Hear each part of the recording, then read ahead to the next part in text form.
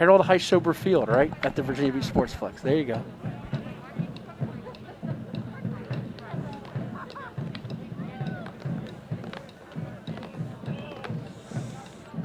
And greetings here from Harold Heischober Field in Virginia Beach at the Sportsplex for tonight's game of the week in the Beach District. As we talk to you on this Friday, March the 12th, 2021, our pregame show powered by One Life Fitness. With the coach Darnell Moore, I am Matt Hatfield. It's Coach Moore, the living legend himself, back with us, who once patrolled the sidelines for the Marlins of Bayside High, won a region championship there, Woodrow Wilson High School in Portsmouth, where he won a couple of shiny rings, state championships, and he also coached once upon a time the green and gold of Norfolk State University. And we are here tonight for a key Beach District matchup, as it is some Friday night football under the lights here in March. The weather is nice, Coach. It's over 70 degrees. This is my kind of football weather. I don't know about you, but this is my kind of weather. This is my kind of football weather, too. I don't like football when you got to stick your hands in your pocket. This is good golfing weather, too, is it not? Better believe. So a rumor I heard was somebody was on the links this week. We won't get into whether that was good, bad, or indifferent. Nonetheless, we're here to tell you about these two squads. As we mentioned, Coach once was at Bayside. They got a victory in their season opener when they took down the First Colonial Patriots.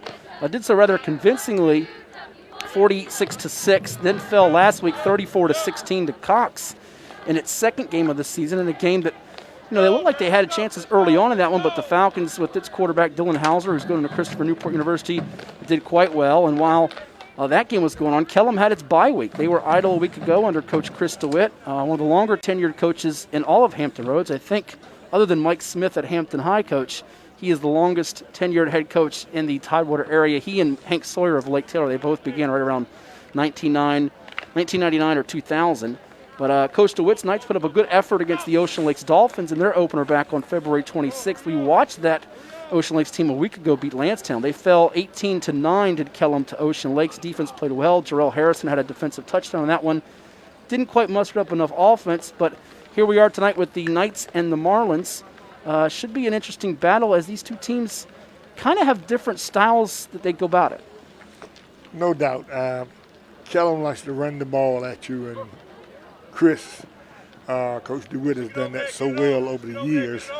And I think that offense takes a little bit more time to come together in a short season like this, and that is why things were not clicking against Ocean Lakes a week or so ago. A couple of weeks ago for him, and you could see the timing was off. And Bayside is welcome to the fast team, had some issues at quarterback, and I think that if they can get their running back going, it should be a close ball game, but a fun ball game to watch. Yeah, it has a chance to be. Bayside leads the all-time series with Kellam, 30 wins to 23 losses. There was one tie back in 1980 where nobody scored in that matchup, but just 2 years ago, back in September, it was Kellam winning 32-24 in a game that had a lot of offense. In fact, the Knights had more than 400 yards of offense in that matchup when they took down the Marlins. But Bayside looks like we're not really sure what they're going to show at quarterback tonight. We've seen Tajon Reese here the first couple of games. Remains to be seen if he's the guy tonight. Kellam's case, they're going to run it, like you said, a whole lot. But I tell you what, there are some really good tacklers in this game, hitters, and let's highlight a couple before we get to the keys of the game. For Kellam, you got Kamari Copeland, Coach, who's going to Army. He had initially made his pledge to Navy, and he's going to be, if not the leader in the Beach District in tackles this year, he's going to be among them, as he is the guy that can get 15-plus tackles tonight and be the difference maker on the field. No doubt, and I've seen him, he's good stock. His brother was a heck of a linebacker as well. And I think they're going to need a big game out of him to slow down the running game for Bayside. Is potentially dangerous.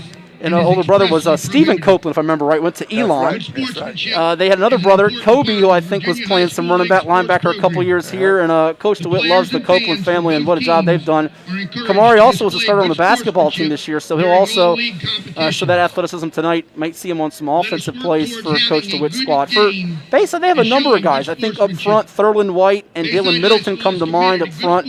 Two key players for Coach John White there. But a young man I want to talk about for a moment, Lamar Law. You've been at Bayside. There's been a number of standouts. You think of a guy we mentioned briefly a week ago that was highlighted in the newspaper in the Virginia Pilot, Demetrius Nicholson. You think of Anthony Cooper, E.J. Manuel, who's doing it up big on television on the ACC network, who you got to tutor at quarterback, and so many others. Quinn Blanding, Taquan Smoke Mizell.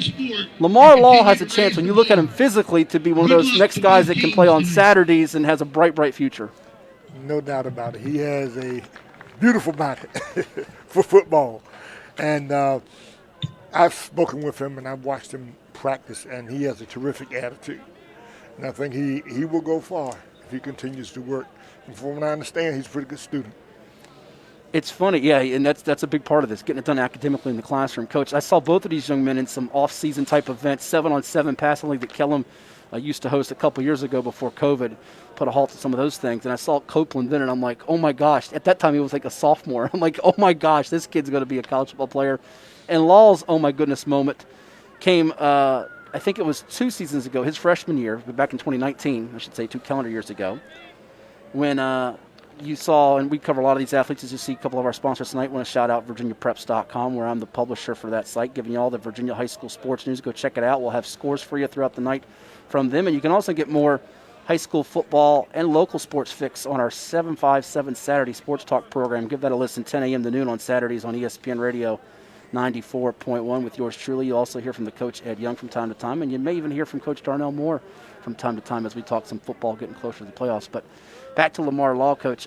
He was dragging a couple of defenders for First Colonial into the end zone and scoring a touchdown. And I remember Coach White, yeah, he's a ninth grader. I'm like, he's a ninth grader? That should be against the law what he's doing, although it wasn't nothing criminal. I say it tongue-in-cheek. But 2 very impressive specimen in this game tonight. Let's get to the keys of the game. We'll highlight them here for us in this ball game, beginning with the Kellam Knights here, who come in trying to get that first one of the season. They're in Region 6A.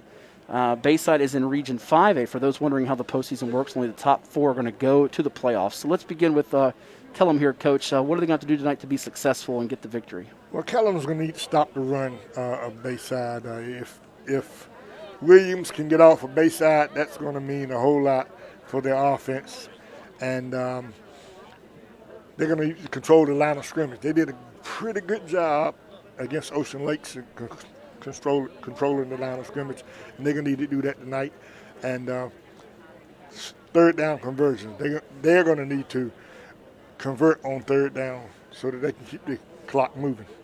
And to that point about the third down conversions in the game that Kellam won over Bayside back in 2019, that was a mighty key stat for them as they converted 9 of 14 third downs, a couple via penalties, which the Marlins are certainly going to try to avoid having. Ocean Lakes had a lot of them in that first meeting with Kellam. It didn't plague them in terms of the outcome, but certainly the Knights trying to capitalize with the short field position in that situation there. They had 416 yards when they won back in 2019. How about the Marlins of Bayside as they try to get above the 500 mark to 2-1 tonight? What must they do to get the W?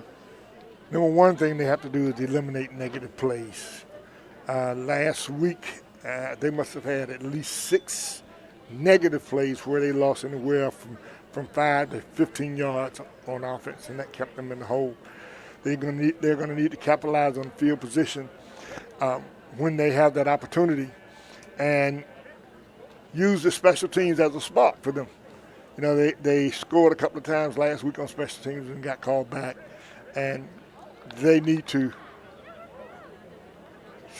shore that up, those mistakes, so that doesn't happen tonight in a game that could be close.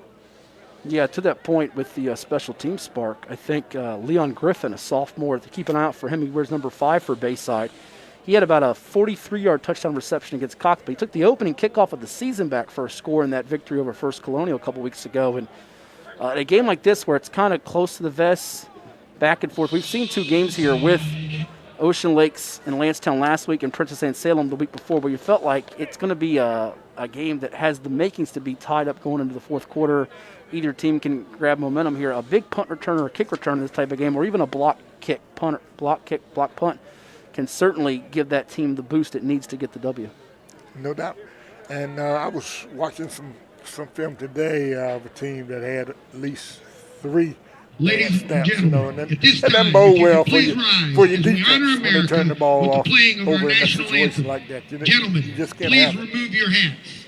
As you hear our public address announcer Kyle Stein say, we're going to take a step aside here for a moment for the national anthem and come back with some more thoughts in just a moment.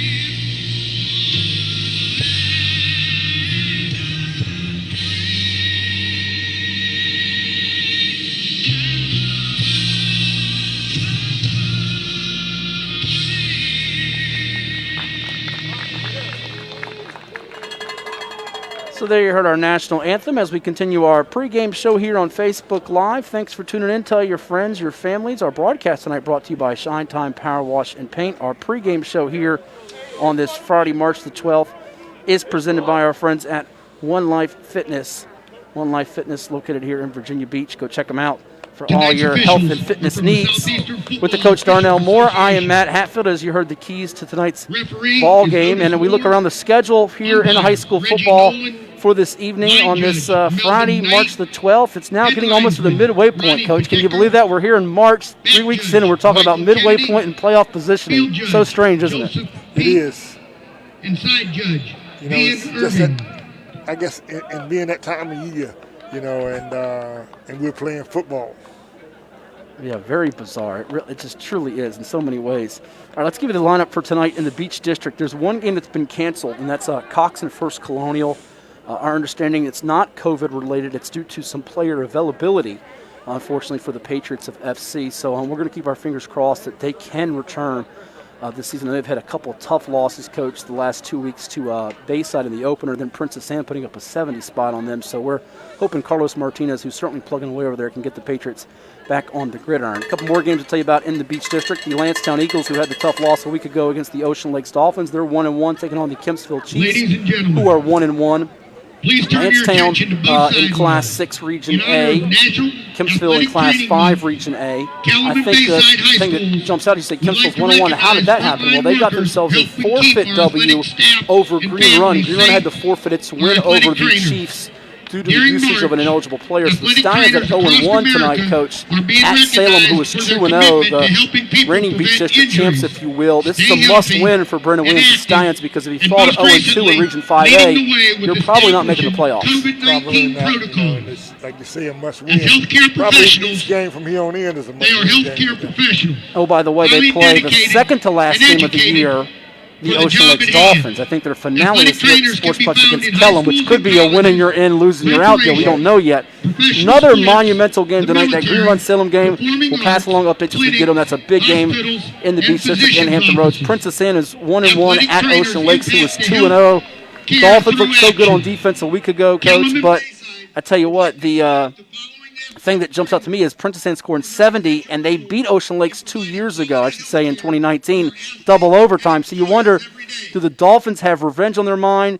Then again, can PA spread them out? We know how tough it was to run on Ocean Lakes. That'll be a really fascinating matchup tonight with PA and Ocean Lakes. Yeah, you know, the Ocean Lakes defense is a different dog from what it was a couple of years ago. You know, having watched them here, I can say that they're pretty solid on defense in both facets of the game.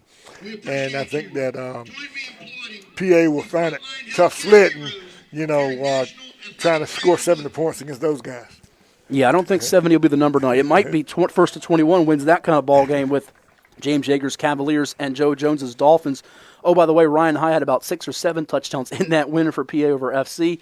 Had 1 or 2 of those after halftime. They were up 58-0 at the break against FC, which is just mind-boggling to show you how explosive that PA team is. And I also think it speaks, Coach, to just how good a job Salem did defensively to keep them from getting those big, long gainers a couple weeks ago. That's right. They did a heck of a job. And I think that along with the fact that Salem did a good job, that PA was lacking in some confidence in the quarterback throwing the ball at that point in time. Yeah, I think now his confidence is certainly sky high. We'll see. That could be it has the makings to be a close defensive battle, or maybe an aerial fireworks with those two QBs, Landon Spell, who can sling it for Ocean Lakes, as we saw, and Ryan High, who certainly, I think, had his breakthrough moment a week ago. We'll see if he can do it against that aggressive Dolphins defense. And other games in the area tonight, Lake Taylor is 2-0 at Booker T. Washington in Norfolk. I know the Bookers are without Rodney Hammond. I heard he suffered a season-ending wrist injury after he scored a touchdown against Maury in that opener. That's a big blow for the Pittsburgh signee for the Bookers and their new coach, William Stone Robertson. Granby's 0-1 off its COVID pause, taking on Maury tonight, 1-1. Commodores trying to bounce back. The reigning Class 5 state champs from that loss that they suffered against Lake Taylor a week ago. Norcom 1-1 at Norview 1-1. I think in our picks this week, Coach Moore, Coach Young and I on Virginia Preps went Oppo, Norcom, Norview. I think he took Norcom, I took Norview. So split the baby for me. Who you like in that one? That's a toss-up, isn't it? I don't know. I think I like Norcom. Okay, so you're going with him. I watched some Norview on the film, and I don't know if they're going to have enough offense. Okay. They do rely heavily on Marquise Dietz a lot, who scored 4 or 5 times against Wilson in their win last Saturday. Watch that one as well on the NFHS Network. Great Bridge is 1-0 at Deep Creek 2-0. The storyline there is Deep Creek coach Andre Twine once played at Great Bridge High School, trying to get the Hornets off to a 3-0 start. Western Branch at 1-1, taking on Grassfield in Grizzlytown, 1-1 there. That's a matchup between two teams trying to squeeze in the postseason in Region 6A. You also have Hickory at 0-2 at Indian River, who's 0-2. Lakeland at Kingsport tonight as Suffolk gets underway in its high school football. Over on the peninsula tonight, Heritage 0-1 at John B. Todd Stadium, taking on the Denby Patriots, who are 0-1. And a big one tomorrow, Coach. Phoebus 1-0, taking on Hampton as Mike Smith tries to get closer to 500 career wins, but it's going to be hard against the Phantoms and what they bring to the table defensively. That's going to be a really interesting game. I wouldn't mind seeing that myself. As you see, the Bayside Marlins taking the field here.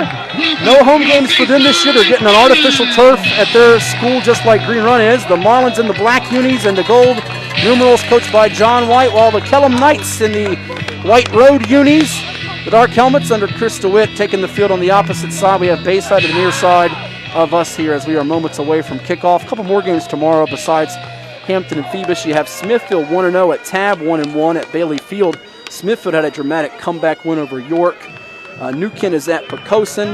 Lafayette at War Hill. A couple of 2-0 teams there as Andy Lynn's Rams try to get themselves a good spot there for a number 1 seed in Region 3A. War Hill in Region 4A under Jerome Rhodes trying to boost their postseason chances. And on Tuesday, opener for both Woodside and Warwick over at John B. Todd Stadium in Newport News, as that is going to figure to be a good one there with the Wolverines and the Raiders. Or let me give the Dominic Velarde, the Raiders, as he likes to say, over there at John B. Todd with our good friends Dominic and Bill Nettles, the longtime legendary public address announcer at Todd Stadium. Well, we're going to kick off, I think, a couple minutes here before 7 o'clock. I have no complaints about that. Do you, Coach? Not at all. This means we get home quicker to see the end of whatever conference college basketball tournament is taking place. Boy, it's been tough watching some of the news today. I know with UVA and Kansas both having to pull out of their conference basketball tournaments. We've seen some high school teams have to go on pause and cancellation. I mean, I don't think we're going to be talking about these two teams with championship contention this year, but I think just the fact that we're here and we're playing and they're getting the chance to compete, that in a lot of ways is a victory in itself. It is, and I'm happy for the kids and for the parents as well, because I think some of them were having the same feelings and issues and thoughts that their kids were going through.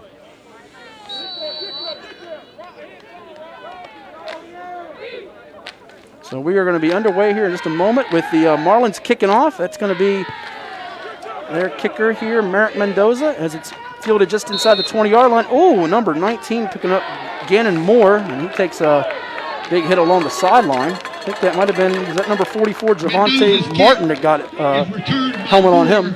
He goes out of bounds at the 22-yard line, 1st and 10, Kellam Knights.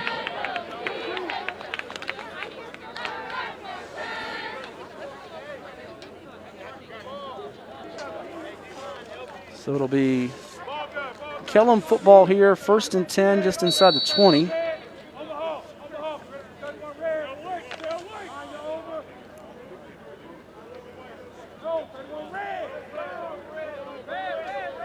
Great night for high school football here. We thank you tuning in with us on Facebook Live. Knights get that snap. They're going to hand it off to Jarrell Harrison, who runs to the left side. A couple of Marlins there, and that's going to be number 11, bringing him out of bounds. Kashawn Hawks also chasing was, I believe that was Leon Griffin, number 5, but very minimal gain there for Harrison. He might have got 5 yards on that. A little bit. Didn't look like it was much. Yeah, he got more than it appeared on that. You're right. They're going to spot him at the 26, indeed. Half the yardage necessary for a first down. So Coach DeWitt will take that all day and twice on Friday night. Handoff up the middle. Not much that time as the Marlins are ready for it with Damian Rodriguez-Kirkland as he drops Harrison back near the line of scrimmage. He might have picked up a yard there if they give him forward progress. Rodriguez-Kirkland. This will probably bring up third and 4, third and 5 here for the Knights of Kellam High School. Two receivers to the left here for Kellam. See if quarterback Will Park will take it. He's going to roll to the left. Park rolls left. Oh, and it is broken up. Nice hit. Looks like that was Hawks again, Coach. Yeah, that was a good hit. Good pass by the quarterback, and receiver just couldn't hold on to it. You know, a couple years ago, the tight end who graduated, Blake Barnes for Kellam. You remember him off the edge, defensive end. Terrific. He was great in this matchup for the Knights. In fact, to give you his numbers in that meeting, he had 4 receptions for 139 yards and 2 touchdowns. I think you can make a case. They had some good players. You think of certainly Copeland. You think of Brandon Pearl on the offensive line, Alex Swoop, Damian Mazzil, but you could make a case that Barnes was their MVP back in 2019. As that'll be a punt here for Kellam. Bayside fields it at their own 38. That's R.J. Dickerson. Might be gone. R.J. Dickerson trying to go 52 yards. Not going to quite, as he's going to be tackling. There's a flag there. 44 brings him down. Ashton Sanders. We talked about the return game, Coach. Leon Griffin and R.J. Dickerson. 5'10", 165-pound senior.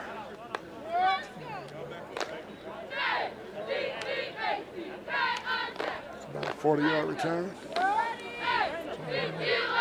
Where did he catch it again? Was that the 48 or 42? I missed where he caught it at. I think he caught it right about 35. So if he got it right about there, and they're going to spot it at the 24, yeah, we're going to look at a good, about a 40-yard return, Coach. Even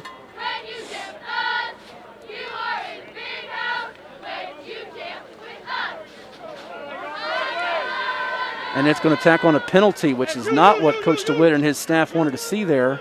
Personal foul on Kellam. It's going to put it at the 14. Put the ball on the 13-yard line, 1st and 10. I'll Bayside. check that 13. So that's I guess that's a half the distance one. Yeah. So Bayside's going to have it at the 13 here with 10:49 to go in the first period. Looks like Aaron Williams is at quarterback. That's the running back who had over 100 yards rushing against First Colonial in the opener. Yeah. So a little bit of like we were kind of hinting at, maybe a different quarterback look as they'll get Tajon Reese out in space and do some different things here for Coach John White as he'll now go to shotgun. Handoff. Inside. Good wrap up from number 52, Aiden Fellman, but Marlins move inside the 10 with number 8, Jermaine Smith.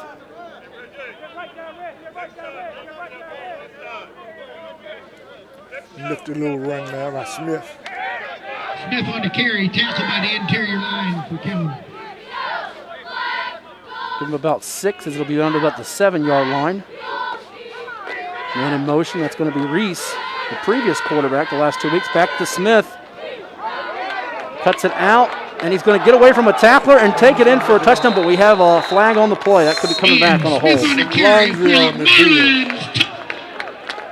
You know, even though this is coming back, Coach, I think we've seen some moments from Bayside with its running game in these first 2 weeks against First Colonial and Cox. They'd get themselves in those negative plays, and they'd be throwing. And they have the athletes at wide receiver. They just haven't had consistent, stable quarterback play to sustain some of those drives. So if they establish the run here, it might take some pressure off of Williams when he does go to throw. Yep. He needs that. I wouldn't be surprised if John ran the ball 45 times. 45 is the number. And that'll be backed up to the 15 from the 7. So that's a 10-yard hold. He's going to get 2 on the run technically.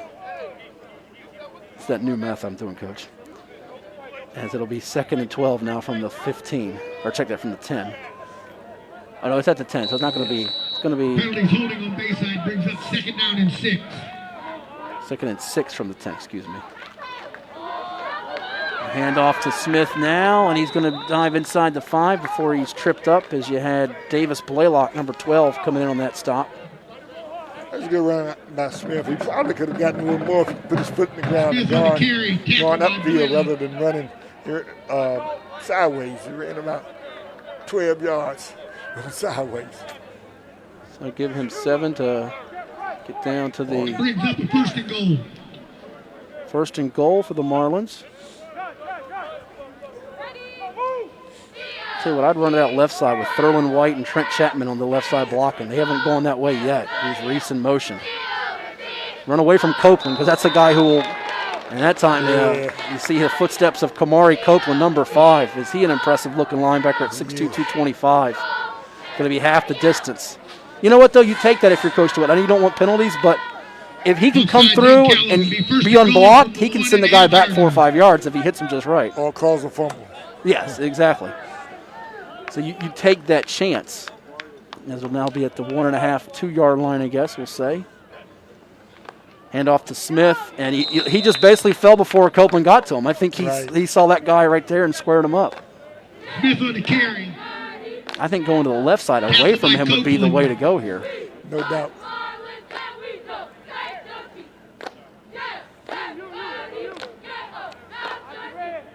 So they lose about a yard here. Now it's going to be 2nd and goal from about the 3. 2nd goal.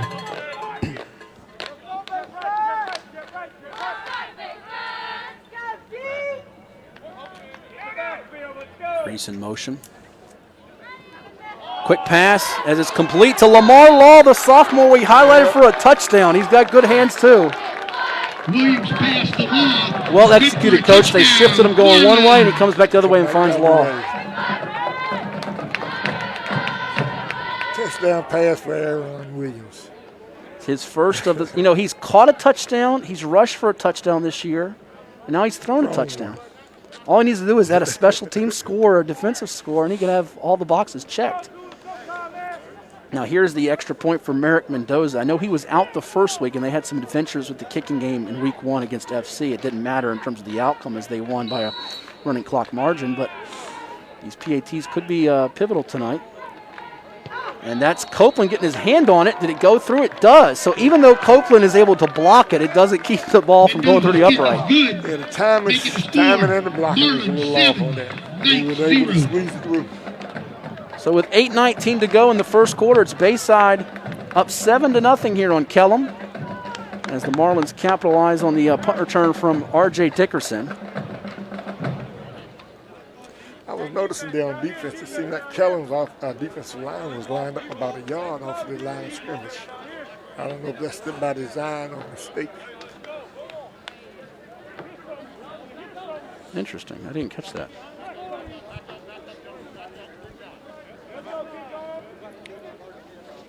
So it'll be the Marlins.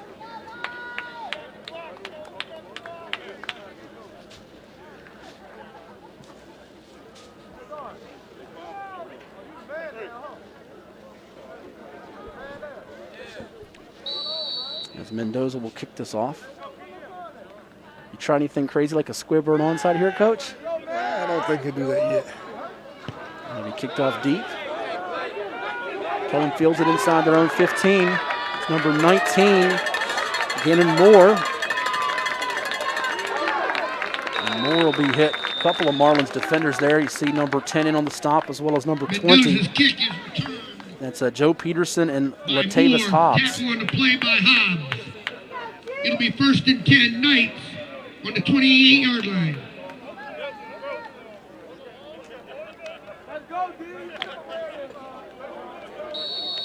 think the big key here for Kellam is not to get away from what's been working for you as far as the running game here. It's not. It's so true. So true. You don't want to abandon it here, even though. There's one of those. Lamar Law, he's making his presence felt early, isn't he? That's right. That's big tackle for a loss there. Setlin loses quite a few on that. I think it started at the 23, and it's going to go. Loss of 6. Second down and 16. Yeah, check that. He actually started at about the 28-yard line, and he is back to the 22 or so.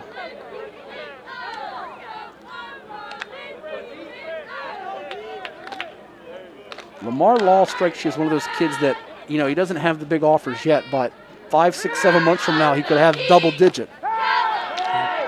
There's Park on the pass, complete on the far side. Short pickup. But we're going to get a flag after the play. Unnecessary hit out of bounds there from the Marlins. As you see, that was complete to number 18. Check that, number 19. Park's pass is complete to Settleton. Flag on the play. I thought that was Moore as well. We'll double check that. Okay. I thought that was Moore on that, not Setlin, but it could have been Setlin.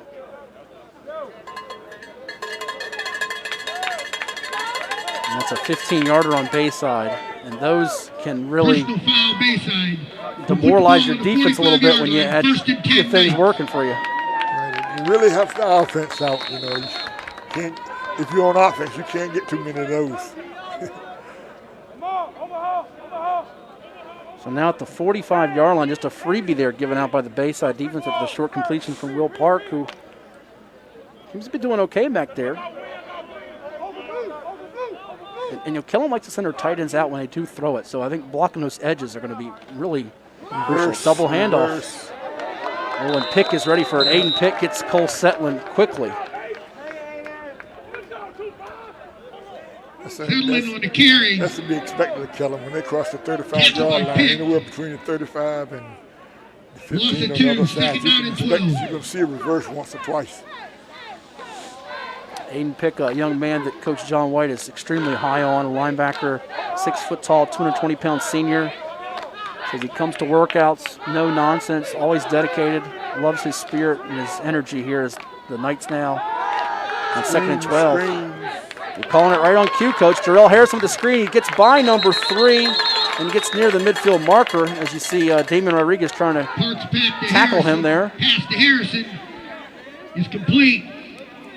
Harrison, one of those newcomers for the Knights this year, came over from FC, and it's a nice pickup there. Up to 3rd down and 7. Slicing that yards to get on the first down in half.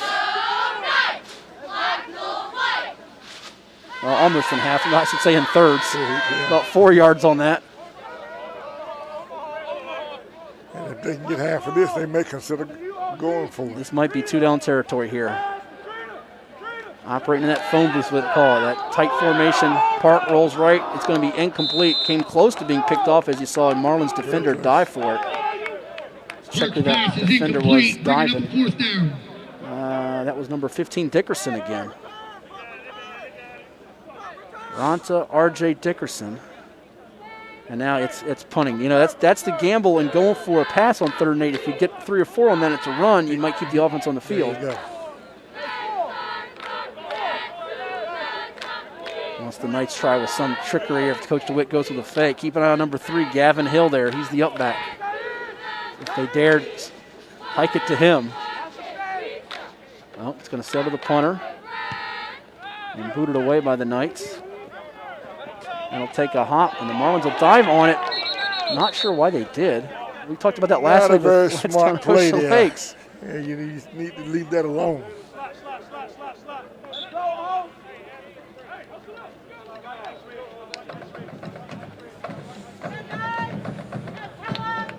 Coach DeWitt with a couple of kickers, and Matt Gwynns and Trevor Doan.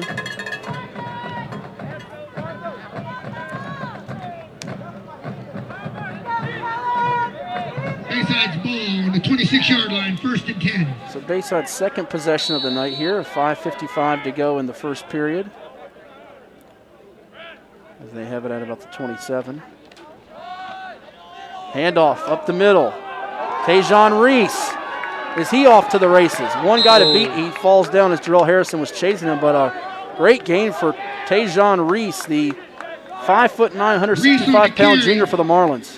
That was good. Yeah, that was a good job there. 31 yards, good for a first down. Marlins at the 45-yard line. Looks like he tried to cut on the wrong foot. Had his feet come from under him. When you see now, getting him out from under the quarterback spot shows kind of his speed and versatility there as Williams hands it off to Reese. Yep. Gets away from a defender. And you see Copeland and number 10, Cole Setland, coming there to bring him down. And Reese needs to tighten up on that ball. He's swinging it like one of my old coaches used to say, like a loaf of bread. Good for a gain of 4, second down to 6. I want to turn that thing over here. It's about 4. Yeah, that can turn into not just a fumble, but as we saw with Harrison a couple weeks ago, Coach, he can scoop up a fumble, maybe take it to the house. It's going to be a halfback toss as Reese throws it, and it's going to be pass interference. It's number 12. Did he catch it? He caught it. Oh my goodness! Damian Rodriguez-Kirkland still caught it despite the interference from Davis Blaylock. He caught that laying on his back. So you would decline the penalty here, right? Correct.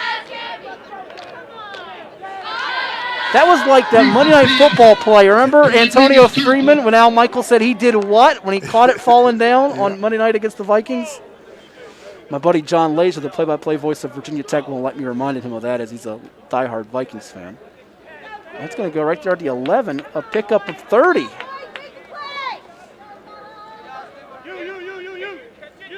So Tajon Reese can still play some quarterback just when he gets the toss first from his teammate Aaron Williams. Aaron finds him there on a little halfback toss. I think John White dug that out of the Darnell Moore playbook, didn't he? I don't know. But I got a kick out of seeing Reese throw the ball for McDale as opposed to being under center. Nice little play there for the Marlins to, now they're inside the red zone. So that's going to be a penalty on Kellam. It's like it was, I guess they call it 8 yards. I'm not quite sure how it goes from the 11 to the 3, but that's what happens. Handoff to Isaiah Brown as he tries to cut, and he fumbles it, and it's loose. 10 with the force, and it's going to be recovered by the Knights. Looks like that's number 23. Gives Setland the force and Ethan McGrath the recovery. You just talked about carrying it very carelessly, Coach, and that's going to be a fumble recovery for Kellam here inside the red zone. They did a good job swarming the ball. That's one thing you always try to coach against. Is the turnovers, especially there in the red zone. Well, you know Coach White is not happy about that, as that's a miscue that keeps you from going up double figures in this game and gives Kellam breathes a little bit of life into them here. As they'll start off at their own 3-yard line here. Handoff here, Harrison to our near side, and he's tackled out of bounds, another 15-yarder. Just another undisciplined moment there that the Marlins cannot have.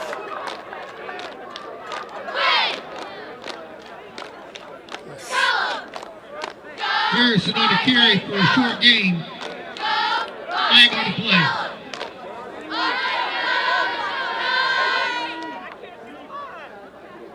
I know he's hollering he can't see the lines. It is a little tricky here with the soccer lines here, and we know it's tough when you get inside that red zone area. We always say if you don't have the right lighting or a good night here, it's rainy or messy, it can be even more difficult here up at the Sportsplex for that, but it's going to be right there near the 20-yard line at about the, call it the 19. So he gained about a yard only on it. Makes the ball 1st and 10 Knights at the 19-yard line. With a second 15-yarder. They've come at inopportune times for Bayside. They're never happening at good times, but never, ever.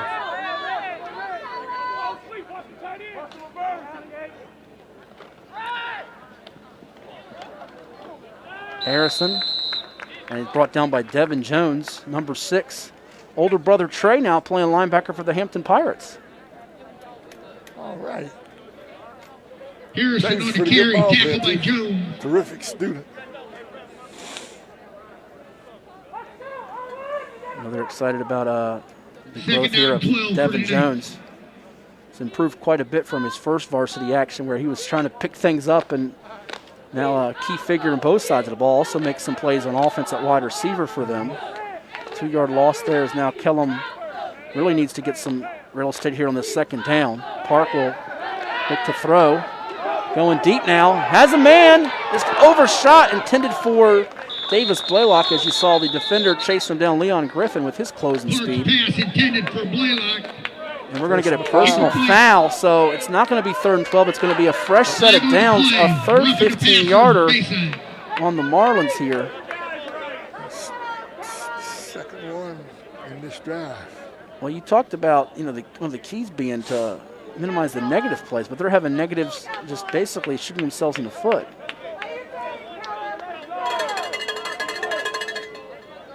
I mean, at this point, if you're Bayside, you got to be feeling like you should be getting the ball back up 14-0 at this point, instead of kind of letting Kellam hang around here with a chance to maybe tilt field position and get even as we near the end of the first or start of the second quarter. And Coach John White's going to talk it over with his guys and see if he can settle them down, as I think they came out very juiced up and now playing a little bit beyond the whistle. Yeah, that's what I think that he's doing. Bayside. And while we have that timeout, let's fill you in on some other scores happening around the high school football realm here in Hampton Roads and beyond. Right now it's Western Branch 12, Grassfield 7, Coach, with a second left in the first half. And Salem just scored with 6 minutes to go in the first quarter. Jawan Johnson with a 14-yard touchdown. As they've kind of stunned the Stallions here with 2 quick scores, you wonder if some of that's mental there in Green Run's heads off that unfortunate game that they had to give back a win against Kempsville due to the usage of an ineligible player with a forfeit. But good start for Salem, and interesting little matchup there with Western Branch Grassfield. As you know, Rashad Cook had the tough opener, losing to Great Bridge by 3, but maybe they can sneak in one of those playoff spots in Region 6A. You never know. Well, I think it'll be tough for them to do that. I was trying to give them a little bit of hope here, Coach. Yeah, there is hope, okay? Then there's reality. Desmond Green had a big punt return as well. So here's Kellam off that 15-yard penalty. Hand off, and one of their best runs from scrimmage tonight. Law is going to make the stop for Bayside along with Rodriguez Kirkland. But that's going to be a good run for Gavin Hill, number 3. First time we've called him out on the run plays. They got outside rather easily. Second down and 4 from the 38-yard line for the night. They're very easy on that edge there. They get about 7 yards just about on that pickup. Getting closer to 6, but still a good gain for the Knights. Trap. Right up the middle. And there's going to be a first down for Harrison as he gets another 45 before Dickerson brings him down. Harrison on the carry. Running with some authority up the middle. We've seen some of the shiftiness from him, but haven't seen really the power, but he kind of lowered that shoulder and ran with some authority. Gain of about 6. He broke that tackle very easily. 5 rushes for 11 yards for Harrison now.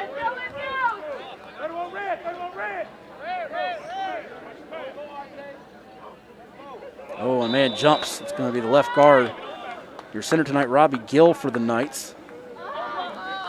6 foot tall, 235 pounds, sophomore on the O-line. We'll make it 1st and 15 from the 39. It's going to be the 4th penalty on Kellam. We've got 4 penalties apiece, but more yardage on Bayside, 55 yards compared to 25 yards for the Knights there. Yeah, Bayside, the long variety. And it hasn't quite done damage in terms of the scoreboard yet, but you get a few more of those and it will. It's not a matter of if, it's just a matter of when. Harrison now running to the left side. A couple of tacklers there for him as you see Rodriguez, Kirkland, and Leon Griffin able to bring him down, but another pretty decent pickup. Bayside has to set the edge, keep that guy from turning outside there. They get caught on the line of scrimmage. The end man's getting caught on the line of scrimmage. Going to be a gain of 9 for Harrison. I think his confidence is starting to rise here after a couple of those penalties. He's had a couple of better runs here. Yeah. 15 yards the last 2 carries. He only had 5 yards the first 4. Going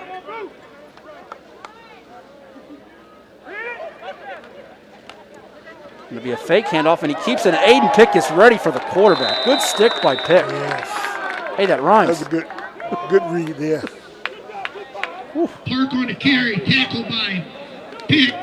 And you know what's amazing by Park on that, Coach, is that he actually got forward on that. He didn't go backwards entirely. I almost lost my footing from up here. I'm sitting down.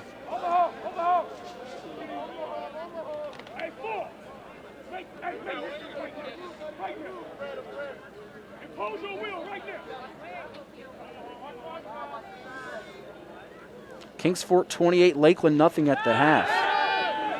As Park will throw it. Dickerson going to jump up and get the interception. Ronta Dickerson, he had a big punt return, and now he gets a pick for the Bayside Marlins defense, their first takeaway of the night. That ball kind of hung up there. Yeah, if he could have thrown it a little longer, the player might have a chance on it. That was just like a jump ball in 7-on-7 passing. You just go up and get it, high pointer, and he made a play. When you're on offense, that's the worst thing the quarterback can do is make it a jump ball. I think the only positive for Coach DeWitt on that is he hates to see the turnover is it wasn't run back because it's almost like a punt from midfield. If he runs that thing back in field position the other way, now you're in major damage, major trouble. So I know you hate to see that anyway because they just moved the ball about 65 yards. And it's a dent in their confidence, but Bayside will take over now for the third series at their own 25-yard line now. And some movement on the right side of the Marlins O-line will back them up 5.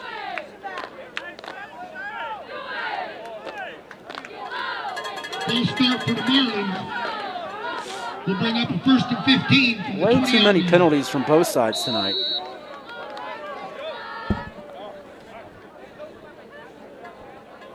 I think that in most of the games we're going to see that because this is like maybe the first game of the year for teams who haven't had two scrimmages. Normally you've had 2 scrimmages. You're so right. You're so right. I think Ocean Lakes in their first game had 16, 17, a lot of them there. Quick pass by Williams, and it's not going to be much there as the completion is made, but you see the Kellam defense just swallowing it up.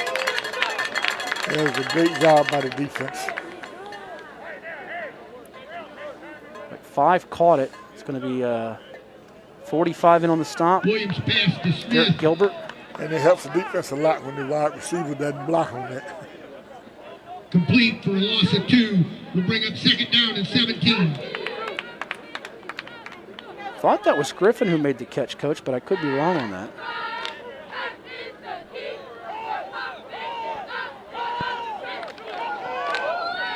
Yeah, I thought it was 5. That's what I thought as well. Update on the score here as we get another whistle. PA leading Ocean Lakes 14-0. Wow.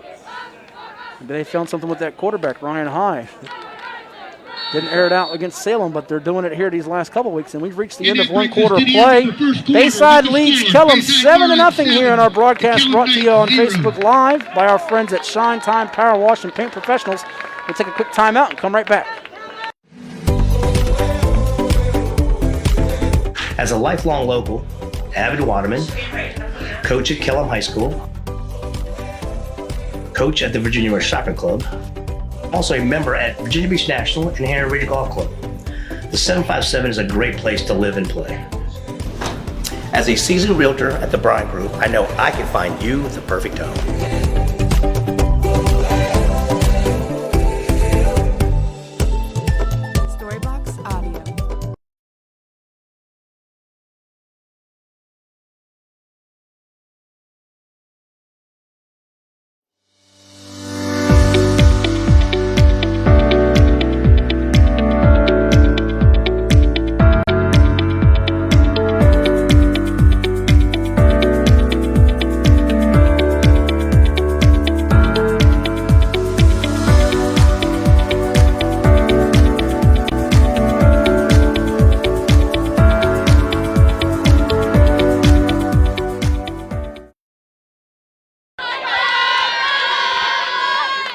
Back here on Facebook Live, Marlins and Knights, brought to you by Shine Time Power Wash and Paint Professionals. Bayside on the pass here to begin the second quarter, and it's going to be complete as Aaron Williams hit pretty hard, but he finds Leon Griffin for the completion past the 30-yard line. Is complete to Griffin.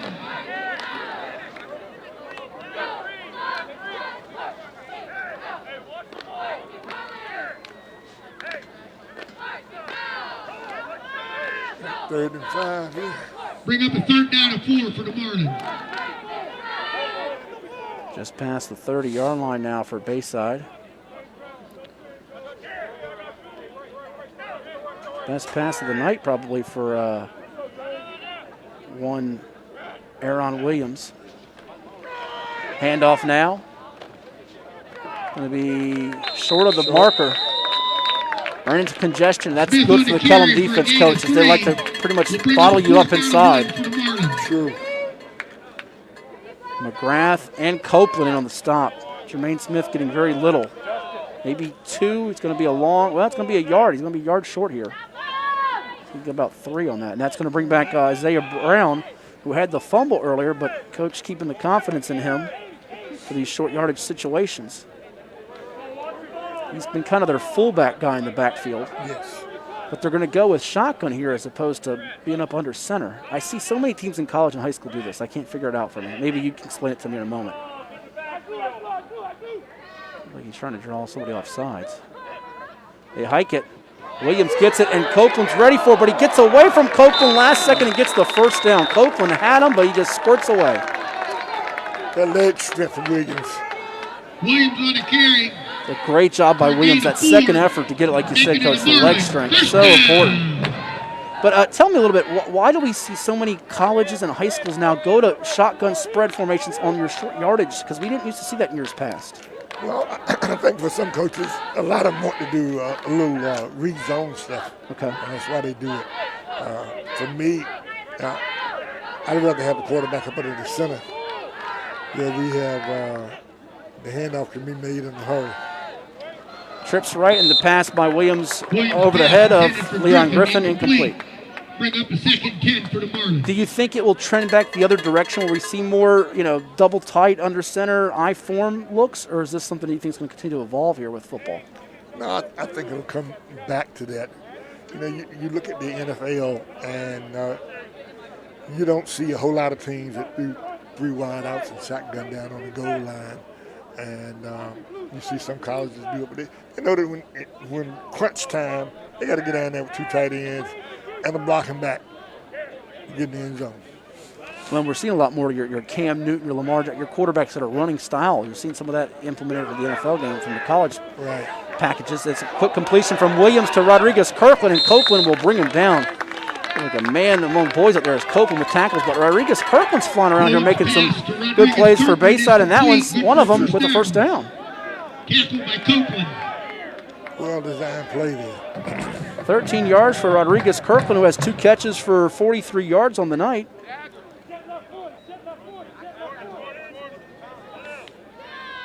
$57 yards passing, coach, for Bayside on 4 completions. So having some success with the air game, much more than the last 2 games against Cox and FC.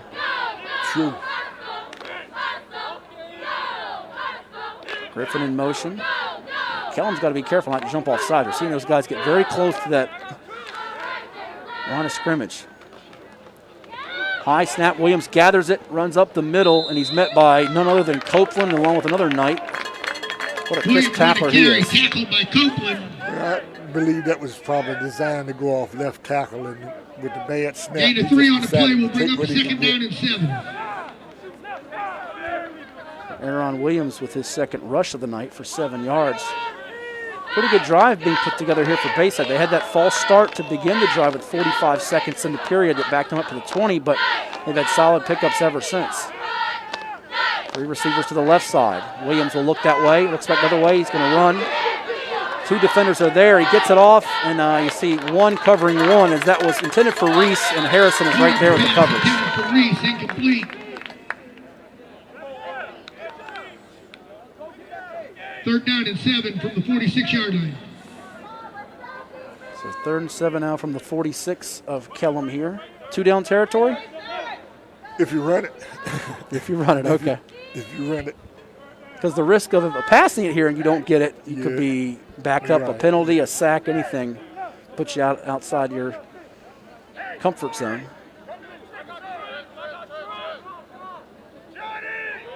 Morey up 20-0 on Granby with 2 minutes and change in the 2nd quarter. No real shocker there. We can tell you Southampton leads Windsor late in the 1st quarter, 26-0, as it's going to be Williams. Quick pass to Leon Griffin. Griffin, one man to get by, and it's going to be a good tackle there in open field by the Knights is Cole Setlin, the 5'10", 185-pound senior linebacker. Williams to pass to Griffin is complete. So Griffin's third reception will be short of the first down. Doesn't even really get a yard on that. I think he lost the guy. Might have. I think you're right. I think that's a loss of 1.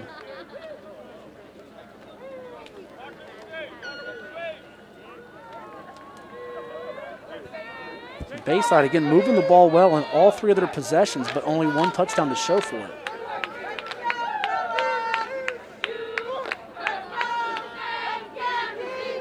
Here's the punt now.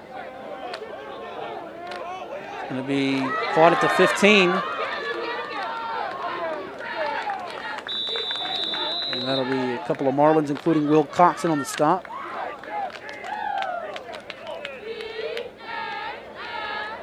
There's Isaiah Lindsey on the return. Harrison on the punt return. So Kellam's 4th series of the night will come with 7:23 to go before the half.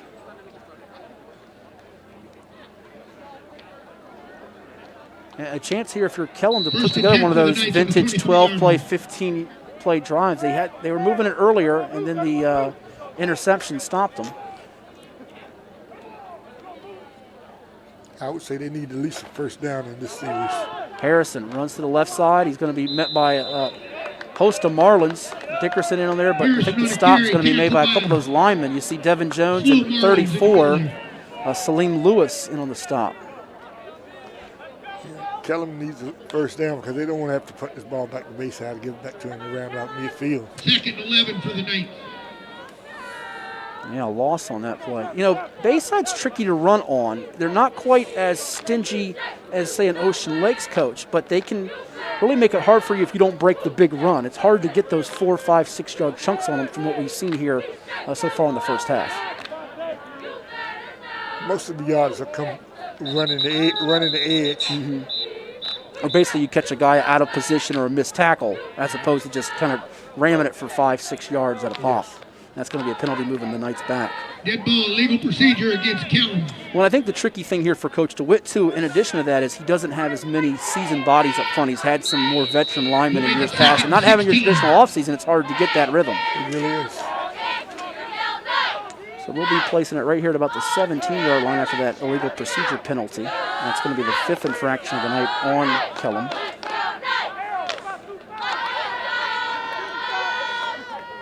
Keep an eye on number 56 for Bayside, Dalen Middleton, a 6'4", 310-pound senior. He's up there on the line in the interior. Middleton coming close to the quarterback, and Park will get away from Middleton and a few other Marlins. He's eventually dragged down by Lamar Law. Park on the carry, tackled by Law. Hard when you got Middleton coming from your left side, and then you got Law on the right side breathing down your neck.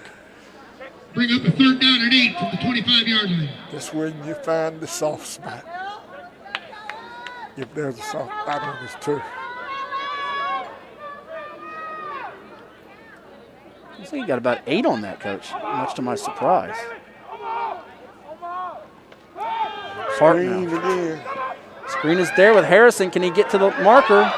He does. And he gets past, he's going to be out of bounds as you saw Dickerson able to keep him from breaking it to the house. But another good job of that screenplay with Jarrell Harrison out on the outside. It's complete to Harrison. That will slow the rush down. 40-yard line, good for a Knight first down. If it doesn't slow the rush down, it's going to kill him. And Jarrell Harrison now with 39 yards from scrimmage. May not seem like a ton, but he's gotten some real positive gainers in critical situations when the defense has been applying the pressure. Expect Kellam to go wide this time. Setlin. No, it's going to be a keeper by Park. They fooled me, Coach. And I'm not so easily fooled. I've been watching Kellam football and Bayside football for a long time, as you see both Salim Lewis and Rodriguez Kirkland on the stop. Lost about a yard on that. 2nd down and 10.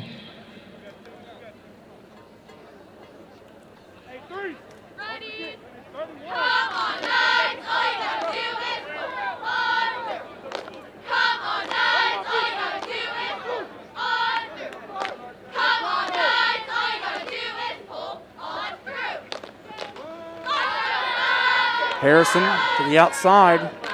Ooh, high tackle. Almost was a horse collar, but Griffin able to stay within the boundaries of that. Harrison on the carry, tackled by Smith.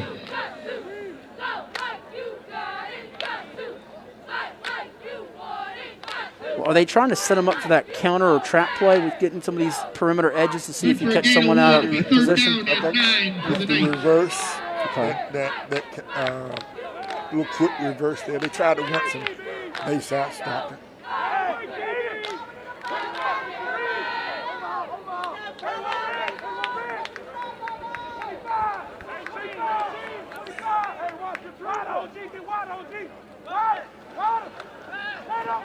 And Setlin unable to get to the edge there as you see the Marlins ready for it. Good job there by number 6, Devin Jones, defensively. We talked about his growth coach. I know you saw him the last couple years on film. You could see potential kind of starting to scratch the surface, and now he looks more sure of himself out there. Settling on the carry, tackled by Bayside's defensive end was able to set the edge that time, and they couldn't get outside of him. So he had to turn it up, and then he had nothing. So that loss of 4 there is the Bayside front. Very tough against the run tonight. Just 28 yards for Kellam, coach, on 13 carries. That's just barely over 2 yards a pop. Again, most of those yards have come on those, extension plays. Punt's going to go for not a whole lot out of bounds there as that kick by Trevor Doan will sail out just inside the 40. It's going to be about we'll call it a 17-yard punt by Doan. Got ourselves a pretty good ball game here with just under 3 minutes to go in the half. 7-0 Bayside in the lead. I see Green Run is driving against Salem. Got a penalty on that. Might be coming back here. In fact, Green Run. Illegal procedure. Okay. I see Green Run has scored, so it's now 14-7 Salem with 8:37 to go in the half as Tayon Holloway, the UNC commit, finds the end zone for the Stallions. Illegal procedure against Kellam. Penalty was refused. It's probably a good move for Coach White because if you let him re-kick it, that could be pinned inside your own 30. You could fumble it. That's true. You don't want to have the negative thoughts, but I'm with you 100% here. And you know what? 60 yards to go, 3 minutes, chance to work on your 2-minute drill here, and that would be such a huge lift for them to know they got that 2-touchdown cushion, or even if you get a field goal to make it a 2-score cushion before the half, knowing they had a couple of real good chances that their defense allowed them. So Aaron Williams got the shotgun snap. Handoff here. There's Smith. He's got some room. He cuts it in. Can he break away? Jermaine Smith. Huge gainer into the red zone. Almost gets to the end zone, and he's eventually tripped up by Johnny Marcel. That was an outstanding run there. Smith. Big gainer down to about the 10-yard line. We'll call it a pickup of 45 yards to the 10 of Kellam. First and goal, Marlins on the 10-yard line. Longest play of scrimmage tonight for the Marlins. And just the way you want to start that drive if you're Coach White here.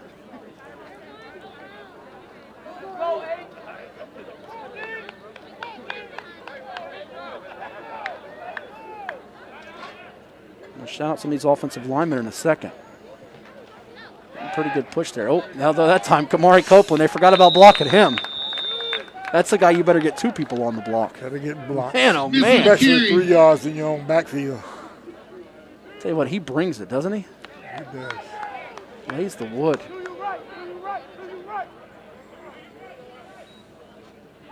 Smith is still feeling that one. He's feeling it on that one. He lost a yard. Copeland unofficially with 5 total tackles tonight by my count. 3 of the solo variety and a couple of assists. See if Bayside will roll right. They have all that field to work with. Oh, and we see some movement.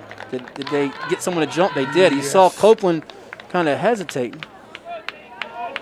I was about to give the 5 guys up front for Bayside some love, Coach. We'll They've bring up second goal from the 16. got a little antsy.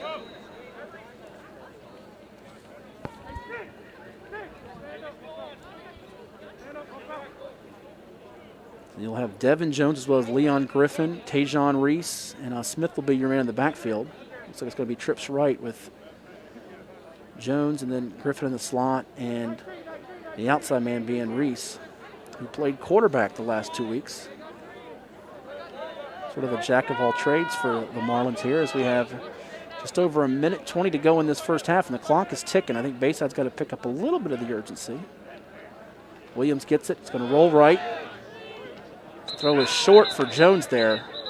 And with his big body and his frame, Coach, at about 6'2", 185 pounds, you want to be throwing it high for him as opposed to low. Now, as you know, being the quarterback whisperer, as I've dubbed you, with all the expertise at the QB spot, the risk in throwing it high, I'm thinking, is that's a chance where you lift that thing, let it loft up there, it can sail, be an interception, bad things can go there. That much is true, but in a situation like this, you try to get it to the outside. Quarterback needs to get the ball up and get it to the outside. So was the his elbow was down his elbow was down here when he released the ball, and the ball has nowhere to go but down. So it's all mechanics there. Yes. The thinking here might be a fade. Maybe a wide receiver screen or something. The Williams blitz comes, and there's Lamar Law. Get it to him instead. He'll score. Tight end screen. Get it to him. Lamar Law, when all else fails, go to that guy because he's really, really good, folks. Yep. I tell you what, when he caught it, I think even Kamari Copeland, he's not afraid of anybody, he's saying, man, I got to bring it if I'm going to tackle him. Lamar Law, the sophomore, second touchdown, showing out tonight here at the Sportsplex. I'm telling you, Coach, 6'5", 240 pounds, has a chance to be a national recruit. No doubt. He's got all the tools. And it sounds from everything I've heard like a really quality kid. He is.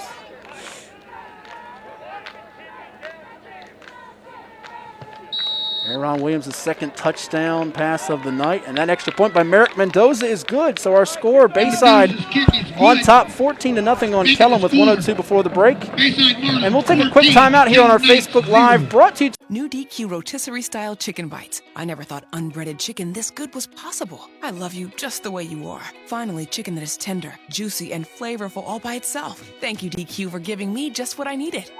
DQ, happy tastes good.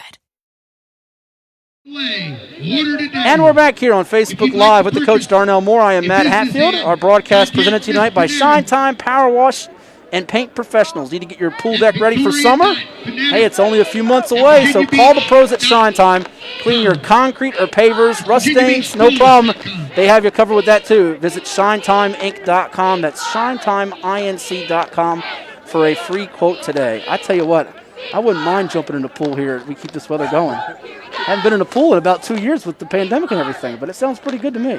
Pool is interesting. I'd rather jump on the golf course. That's you, though. That's you. Well, go check out our friends at Shine Time Power Wash and Paint Professionals, ShineTimeInc.com. And our halftime show coming up in a bit from One Life Fitness is we'll have some scores around the region and get you filled in on all the stats and everything happening in high school football on this second Friday of March 2021, March the 12th. Bayside up 14-0 on Kellam here. As the kickoff by Mendoza will be fielded by the Knights. Looks like that's Gannon Moore again. He gets a little bit of daylight, and then he is going to be brought down by a couple of Marlins here. Looks like that might be number 13, David Hudnall, on the stop. Matt, when it gets to be about 85, 87, then I'll find the pool. You'll find the pool then. Well, those days will be coming in June and July, and you're going to definitely want to hit up our friends at Shine Time. Go to the golf course early, find the pool later. That's right, before it gets too hot with that humidity Right. that we all deal with in Hampton Roads. All right, 56 seconds to go. We'll see if Kellam can get that drive started to make them eager to score, or if they will just run the clock out. That first play is so telling in what they do, is it not? It is. Sprint out. There's Park. Rolls it, and Aiden Pick had an interception. I don't know that he was quite ready for it. He was in the right position and did a good job in coverage. He was ready. He just didn't tell his hands. That's one of those, if you're at home as a Bayside fan, you're saying, oh, that's ball game. And if you're at home fan, it's like, Whew, we dodged that bullet. We dodged that bullet. I mean, that could have been easily an easy 6. Well, and he's going kind of against the grain to the other direction to get it, and I think that might have also. That's a good excuse. I know. I'm trying to give him his reason for not getting it, but.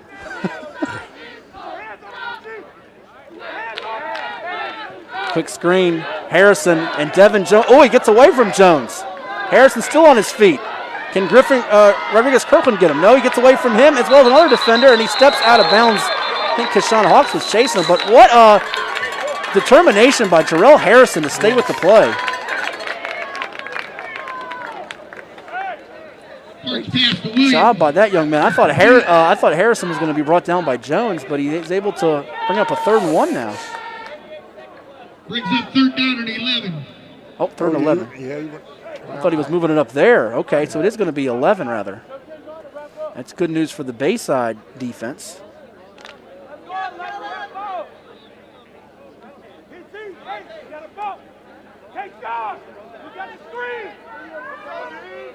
You hear him shouting out about the screen. Park going to loft it. Caught by his receiver. Good completion to Gavin Hill as Kellam now has a chance to score before the break. Good pass by the quarterback there, dropping that ball over there. Pass is complete to Hill. Good for a night 1st down. So Gavin Hill's first reception of the evening. He had a 7-yard run earlier. By Merritt and Griffin. 19-yard pickup. 30 seconds here before the half. 1st and 10 at the 45 of Bayside. If nothing else, Coach, they might even get themselves in field goal range. They get one more completion.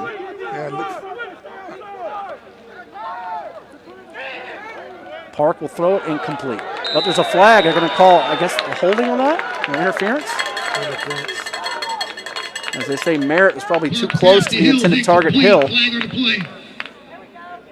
I'm not 100% sure of that one. That seemed like that was kind of minimal contact. Yeah.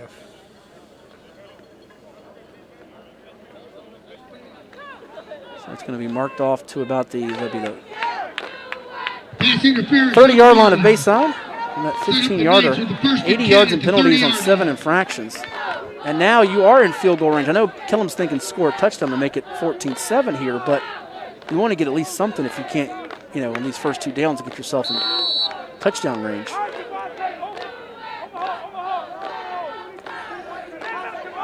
I'm looking for a screen back to the tight end here.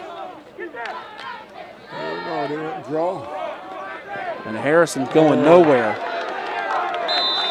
You see Jones and a couple of Marlins are right there ready. Looks like that was Merritt as well. Yes. And I think a timeout is called quickly by Kellam. Harrison on the carry. By that call.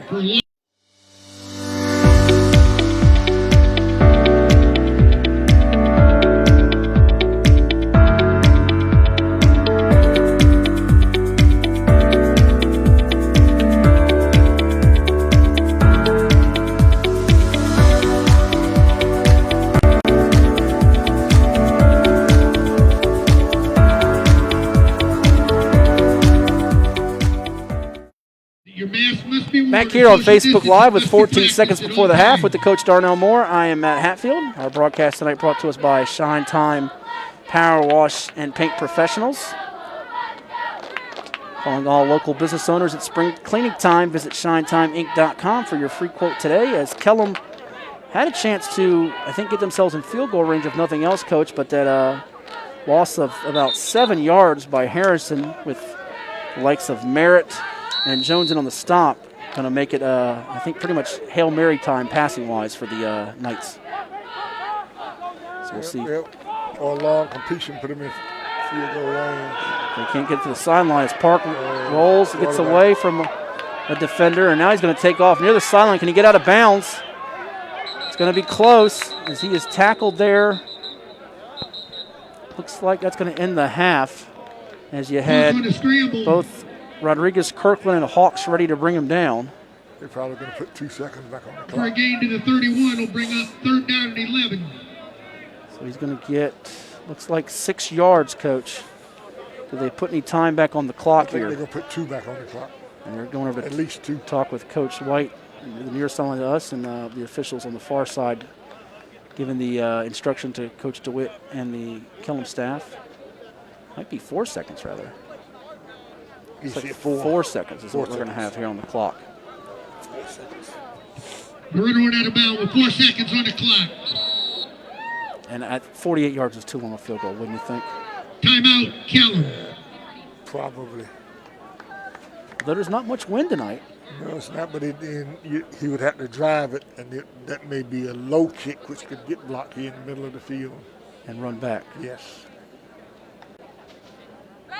Well, and again, talk about the short off season. How much have you been trying field goals of 45-plus yards? That's not something you're working on for hours upon hours every day. Especially if in the kid that was kicking the previous year, and he had leg enough to put it that far.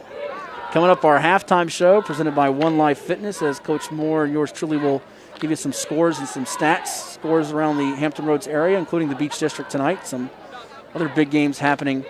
And you can always check all the scores across the state of Virginia by going to the scoreboard message forum at virginiapreps.com, part of the rivals.com network of sites powered by Yahoo Sports, as we give you everything you need to know when it comes to high school football news, recruiting, and so much more up at virginiapreps.com. I think Coach Moore has that bookmarked on his computer, do you not?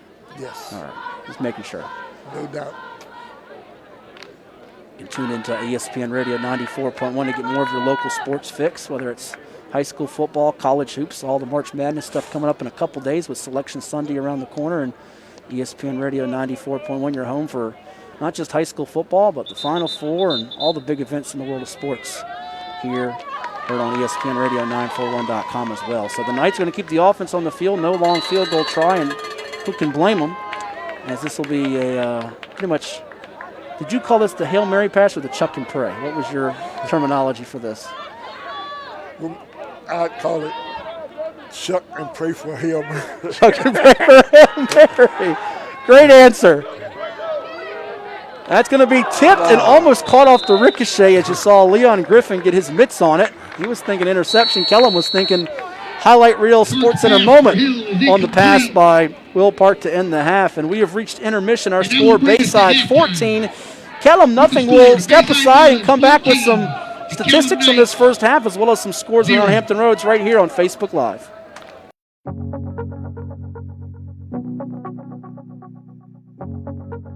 For more than 23 years, we've made it our mission to lend peace of mind. Even when times aren't very peaceful. We know that every borrower is unique. That's why we put you first in every step of the loan process. At Atlantic Bay, we are dedicated, now more than ever, to providing digital tools, resources, and a lending hand. To help you reach your home dreams. Because we're here for you. Whenever, wherever, however.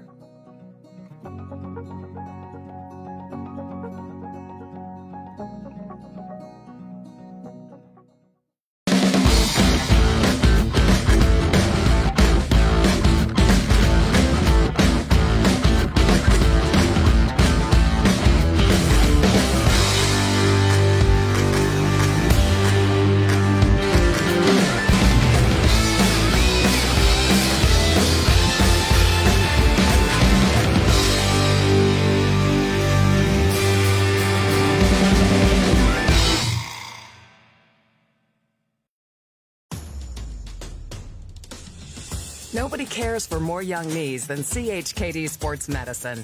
Our specialists, surgeons, and physical therapists work together to develop treatment and training programs that get young athletes back up to speed safely with the strength and confidence they need to stay in the game for the long haul. CHKD Sports Medicine.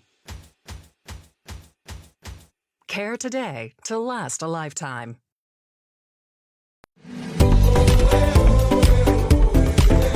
As a lifelong local, avid waterman, coach at Kellam High School, coach at the Virginia West Shopping Club, also a member at Virginia Beach National and Henry Ridge Golf Club. The 757 is a great place to live and play. As a seasoned realtor at the Bryant Group, I know I can find you the perfect home.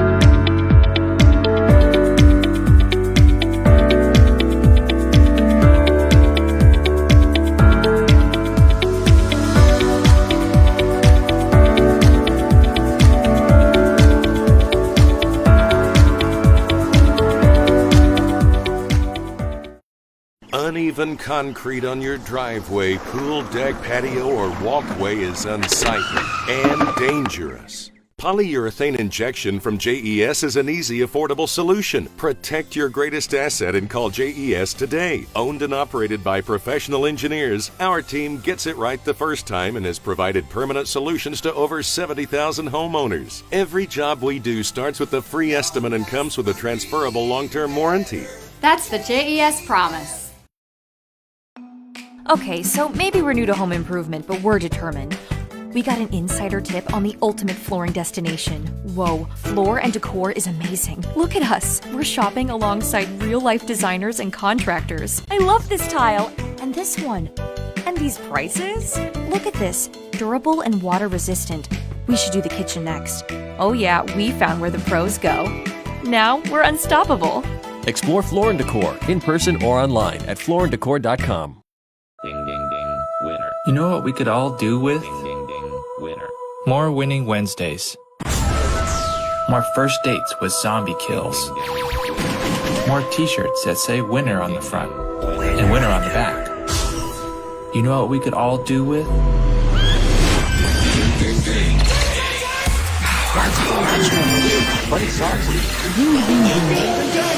ding, ding. Winner. Ding, ding, ding, my friend. Ding, ding, ding.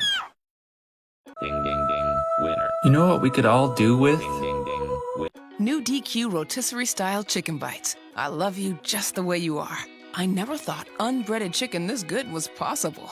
Your oven roasted 100% white meat chicken is 100% perfect to me. Finally, chicken that is tender, juicy, and flavorful all by itself. Or dipped in ranch. Or on a salad. Or in a basket with fries. Thank you, DQ, for giving me just what I needed. DQ. Happy tastes good. New DQ rotisserie style chicken bites. I love you just... With Metro by T-Mobile and her new iPhone SE, Camila rules. She's working hard. See you Monday. And working even harder for herself. Also, when opportunity calls, she can be ready for her dream job. You work hard for your money. Make it go further with Metro by T-Mobile. Right now, get the powerful iPhone SE for less than $50 when you switch. All on the full power of the T-Mobile network. Metro by T-Mobile, empowering Camila to rule her day. After more than 50 years of innovation, AstroTurf still leads the way. The inventor of artificial turf does it all, right here in the USA. We engineer, test, manufacture, and install the world's most innovative fibers and turf technologies, with over 30,000 tracks and fields worldwide. AstroTurf, powered by Sport Group.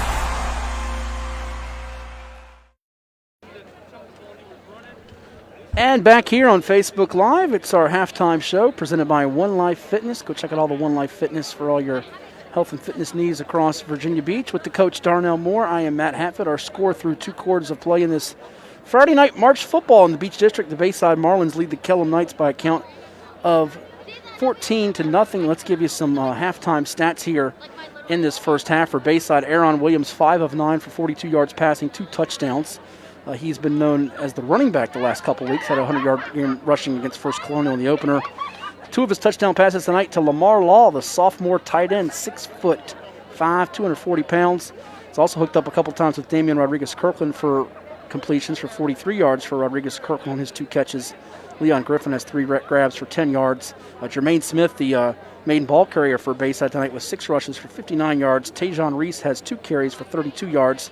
He's also completed a pass for 30 yards. So when you add it all up, Coach, before we get to the Kellam side, 21 plays for 170 total yards for Bayside, 6 of 10 for 72 yards passing. That means they've got literally 98 yards rushing on their other 11 plays. They do have the 1 fumble, which came in the red zone. But overall, I'd say it's been a pretty efficient, solid B to B plus showing for the offense here. Yeah, and we'll give you some defensive numbers and tell you about some scores around the area and get Coach's thoughts on some of those keys that we outlined in the open here. As you look at some of these numbers defensively real quickly, your top tackler, Damian Rodriguez-Kirkland, has 5 total stops, 4 total stops for loss for Devin Jones, 2 solo, 2 assists there. For Kellam, Kamari Copeland's got 5 tackles.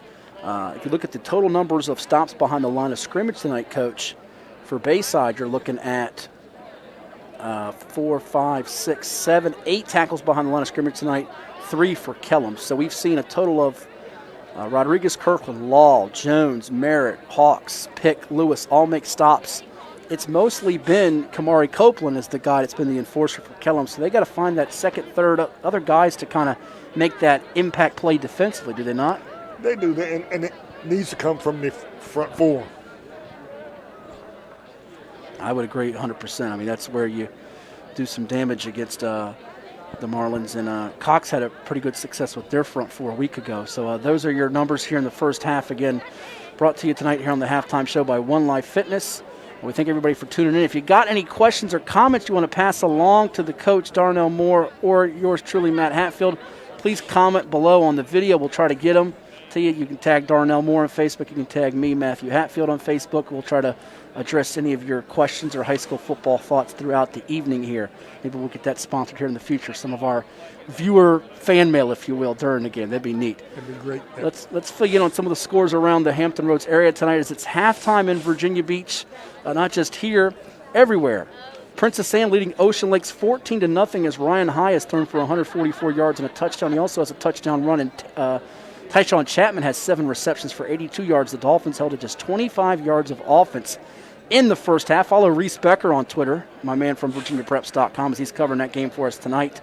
We'll have some highlights and video of some other games around the area, including Green Run and Salem. At last report, it was Salem on top of Green Run 14-7. We'll see if we have a fresh update on that game here in Virginia Beach to tell you about. And again, feel free to pass along any scores that you might get around high school football and Hampton Roads to us on our Twitter feed and our Facebook. You can find me on Twitter at Hatfield Sports, Facebook at Matthew Hatfield if you want to pass along scores tonight here. Let's see if we have a fresh update on that one. Now, we can tell you a first final tonight, Coach. Kings Fork a winner out in Suffolk over Lakeland as the Bulldogs get it done by a count of 42-6. Now, the Suffolk schools, Kings Fork, Lakeland, Nansemond River, are not playing for postseason. Just kind of city bragging rights, but a good start for Anthony Joffrey on the first-year head coach, who you once coached against. He was playing for the Ocean Lakes Dolphins, so good to see the young guy get his first taste and get a W.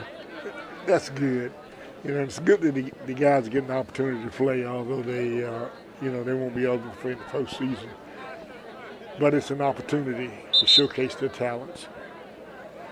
Oh, on 4th and goal with 8 seconds to go before the half, Saquon Miles powered through on a quarterback keeper. So it's Salem 21, Green Run 7 in that matchup out there. So there you have an interesting matchup with the Sun Devils and the Stallions of Green Run. Salem High, the Sun Devils trying to get to 3-0 under Coach Sean Wilson, who once upon a time coached at Green Run. So we'll see what they can do in that second half with Green Run trying to avoid dropping to 0-2 on the season. Let's see if we have any more scores for you around the area in high school football. Jamestown leading Grafton 14-0 right now. Private school game, Nansemond Suffolk on top of Catholic 26-7 late in the first half out there. It's end of 3, Western Branch 12, Grassfield 7, as that is a low-scoring game there. Denby leads Heritage at last report 7-6 with just over 9 minutes to go in the second period at John B. Todd Stadium in Newport News on the Peninsula. And started the third quarter at last report, Deep Creek leading Great Bridge 21-0. So as you kind of look at playoffs here, and it's going to be tough for both of these teams, Bayside and Kellam, to get to the postseason, Coach, but Region 5A is really clogged up. I mean, you feel like in Region 6A, Oscar Smith and Ocean Lakes have separated themselves locally, which is no surprise. Those two are generally contending at a state level. Oscar Smith currently ranked number 1 in the state by us on VirginiaPreps.com in Class 6, just ahead of the team that they lost to in the state championship, South County. Ocean Lakes, I think, is number 7 in the latest state rankings. But in Class 5, with Maury's loss to Lake Taylor last week, and while they're up comfortably at last report 20-0 on Granby, you feel like Cox has a chance at the 1 seed should they win out. You feel like Salem has a great chance at the 1 seed. They've not lost in the Beach District in about 2 years here. Indian River's going to have a hard time making it with 2 losses, but Salem, Cox, Maury, Deep Creek hasn't lost yet. They have Oscar Smith next week. That's a monstrous game in the Southeastern District. You could have a 4 seed who is just as battle-tested, if not more so, than the 1 seed. It would be a real good run in this region for Division 5. I'm with you. I think it's kind of up for grabs to see who that favorite is as we go down the back stretch. We're going to take a quick timeout and step aside here and come on back with third quarter action. You're watching with us here on Facebook Live. As a lifelong local, avid waterman, coach at Kellam High School, coach at the Virginia West Shopping Club, also a member at Virginia Beach National and Henry Regional Golf Club. The 757 is a great place to live and play. As a seasoned realtor at the Bryan Group, I know I can find you the perfect home.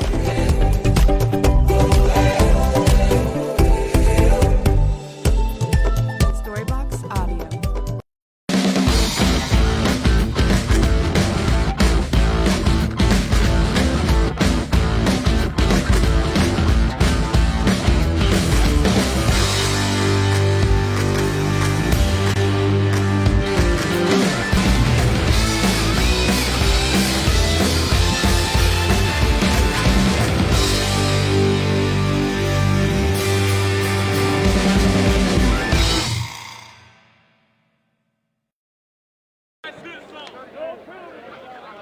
Back here on Facebook Live. As you catch me amidst a bite, our halftime show is concluded. We thank One Life Fitness for bringing us that with the coach Darnell Moore. I am Matt Hatfield, as our broadcast tonight is brought to you by Shine Time Power Wash and Paint Professionals. Full interior and exterior professional painting services. Make sure you visit shinetimeinc.com for your free quote today. We were just talking during a break, Coach, about the respect you have for these two head coaches. John White, who I know was someone you've been a mentor to and took over after you left Bayside, and has done a really fine job with the Marlins, and Chris DeWitt, who is the longest tenured head coach in the Beach District right now. They're not only, I think football lifers, but quality people. They make a difference in the lives of these young men out here. Definitely, and they do things the right way. That's why I have so much respect for them.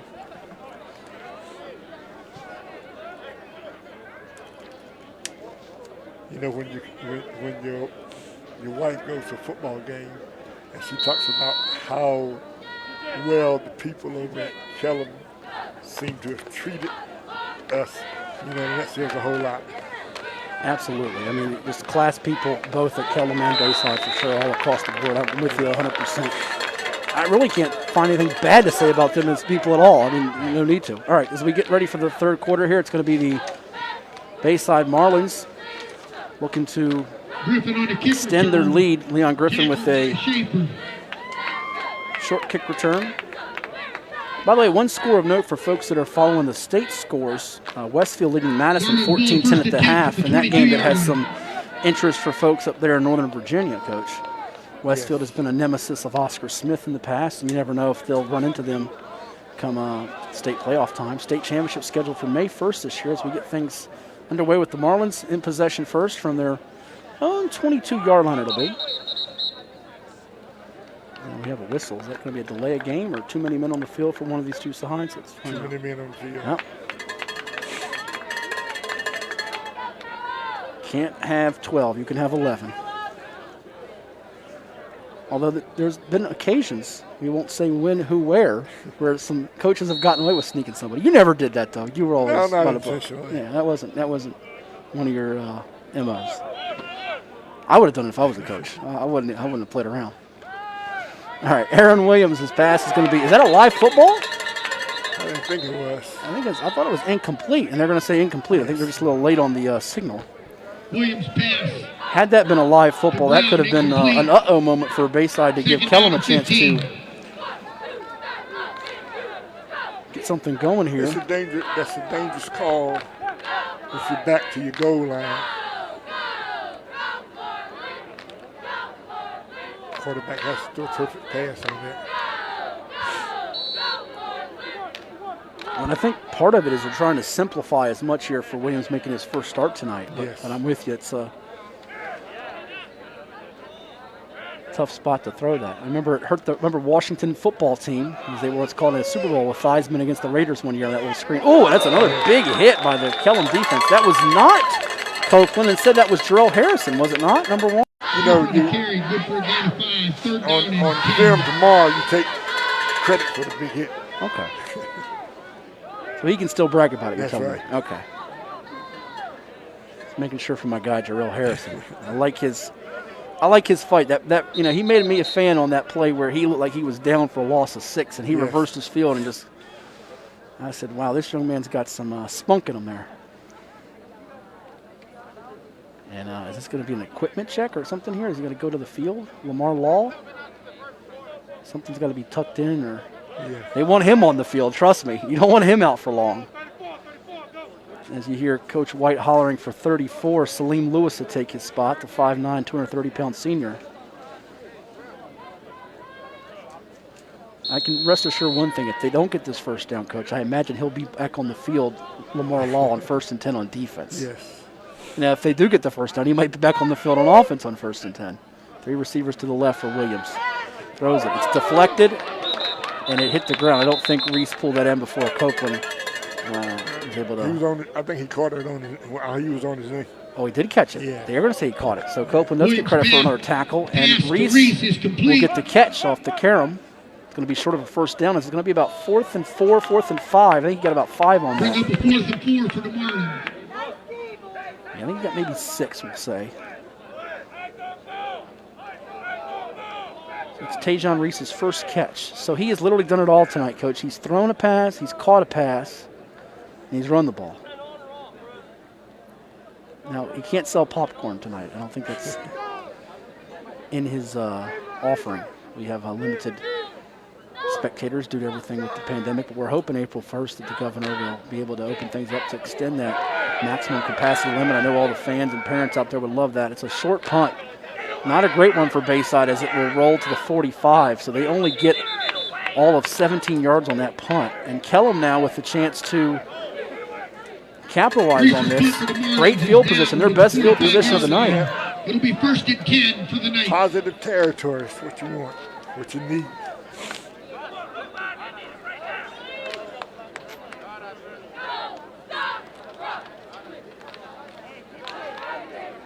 Kellam does not want to have some history, Coach, and that history being the first time shut out by Bayside since 1993. It's the last time it's happened. They don't want to have that happen. In fact, 2 years ago, they snapped the 10-game losing streak to Bayside in the series. Wow. It was their first win over the Marlins since 2008 when they won 30-12. That was the year after E.J. Manuel, wasn't it? I think that was.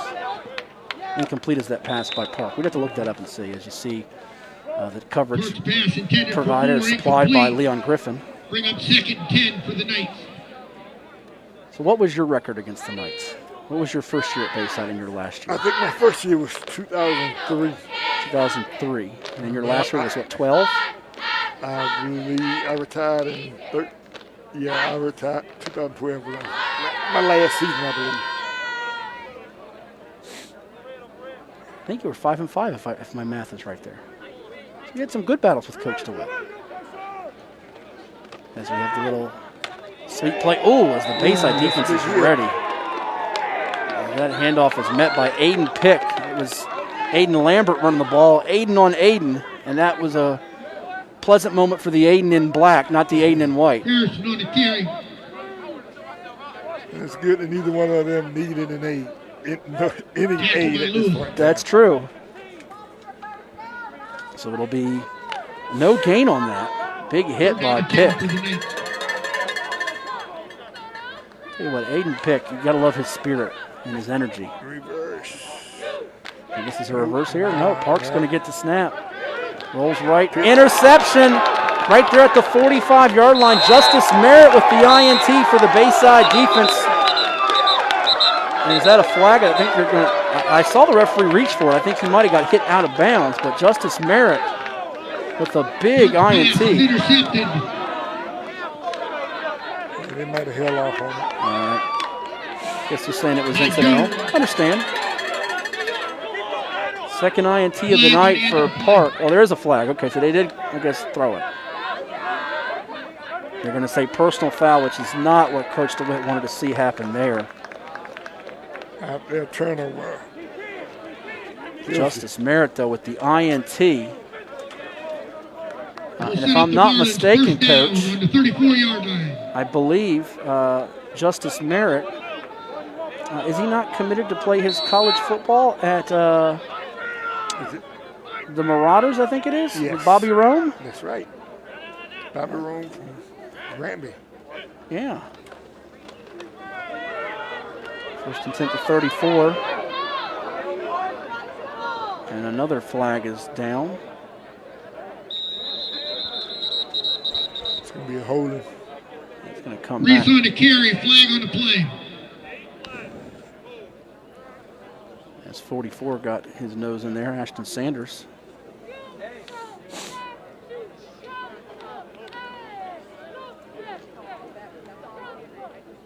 Central State University, by the way, for those wondering about Bobby Rome. I was drawing a blank on where it was, but the Marauders of Central State, I think he is committed to play his college football. Not quite sure if he's signed or not yet. That holding's going to bring Bayside back to about the 43-yard line. He did sign, okay. The 43-yard line. First and about 19.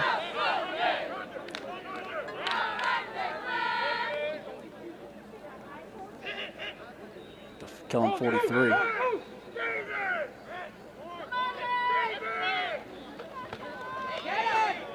Marlins handoff up the middle, going to get maybe a couple of yards here. As you see Copeland as well as number 6 Johnny Marcel, the other senior linebacker, in on the stop. Smith on the carry, tackle by Copeland. Smith will get 3 to bring up 2nd and 16 from the 40. This is a tricky spot here for the Kellam defense because they can almost play ball control Bayside and then hit you with that big play.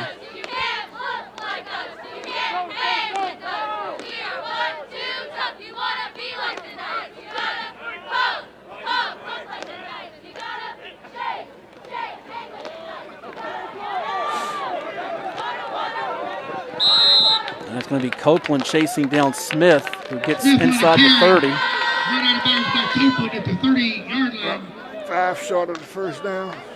This makes it 3rd and manageable now for Bayside. I think they're glad to get that. 4 down territory now. That'll bring up 3rd down and 5 for the Marlins. Jermaine Smith closing in on 100 yards. Coaches, he's got 8 rushes for 72 yards. He's having a good night. They got to up it a bit to get to your 45 rush number you brought up earlier. They're at 15 right now. They're going to go faster, too. They might be in that closer to 30 ballpark. But early on, I think you were spot on. It looked that way. Here's Williams going up top for Reese, and it's going to be out of bounds. Incomplete. Williams pass intended for Reese, incomplete. That was the 13th pass attempt tonight. So they've been about 50-50 here. At least they've had a few completions that really counted. For sure. Much more than the last 2 weeks in terms of some spark plays. That line up front for Bayside from left to right, you're talking about Thurland White, number 58, Trent Chapman, number 50, the center, 51, Connor Stevenson, the right guard, Dalen Middleton, number 56, and the right tackle, Gary Kaysen Jr., a sophomore, number 53. As it'll be 4th and 8, and Bayside leaves the offense on the field here for Coach White. It's Williams rolling right.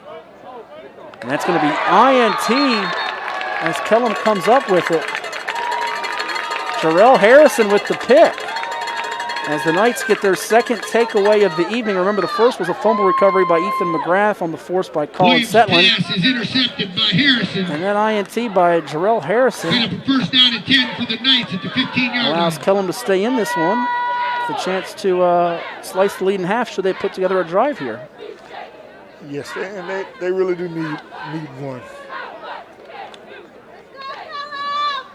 7:07 to go in the 3rd period now. As the Knights will have it at their own 15-yard line.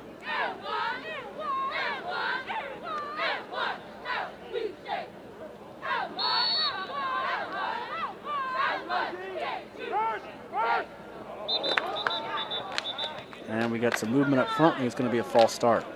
By the way, Josh Brown now in for Ocean Lakes, who has scored to make it 14-7 Prentice Sam with 8 minutes to go in the 3rd quarter.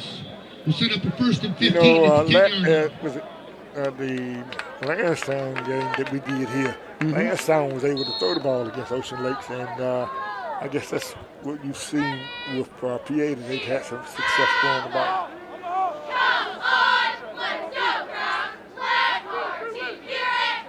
Still waiting for a score in that Lansdowne Kempsville game. If someone gets it, pass it on to us. Morey's up 43-6 on Granby at the half as now Kellam gets the run play. Harrison gets by one tackler, but he's not going to get by the second because Sean Hawks bringing him down as he is close to a first down mark. Is going to be a few yards short of it. Harrison on the carry, tackled by Hawks. That young fella keeps his feet moving. Good for a 10-yard gain, him to run bringing out up of his tackles. second down and 5 at the 20-yard line. He's dangerous in open space here. Again, new school for him. Remember, he previously played at FC. Okay. Stepping up for Coach DeWitt's Knights now. It's 2nd and 5. Oh, it's going to be hobbled. It's going to. The snap got hit by somebody who was pulling out. I think it's going to be a movement up front. Motion man. Yeah. A guard. You can see how much it affects what Kellam likes to do, having that shortened offseason, Coach. And that's their 8th penalty of the night. Both teams with 8 penalties tonight. 55 yards on Kellam, 90 on Bayside. And it hurts the amount of plays you can actually put in on offense and be able to run them with some kind of efficiency.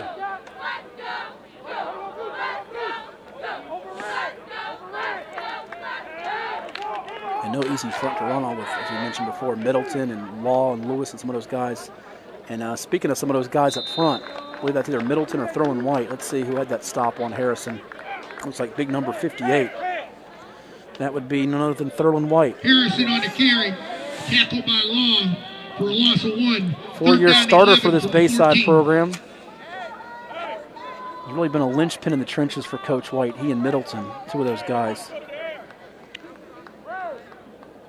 In a lot of ways, they're probably under-recruited, Coach, given this wacky offseason we've had. I mean, sometimes those pluggers up front don't get the lion's share of the attention, too. And I think the fact that players are getting extra year eligibility kind of hurts some of the kids coming out this year. It really does, as Parks' pass is incomplete, nearly picked off by Merritt. He was thinking about a second interception on the night. You see some of the summer work, conditioning work, even a little bit of that 7-on-7 off-season working on his drops and coverage, paying off for Merritt tonight as he nearly had a second INT. You know, Kellam showed about, I think it was around the middle part of the second quarter, they had that 15-yard completion to Harrison. They were starting to show a little bit of some promise with their passing game, but now they've been a little bit spottier here with it. And it has them punting from their own, inside their own 10.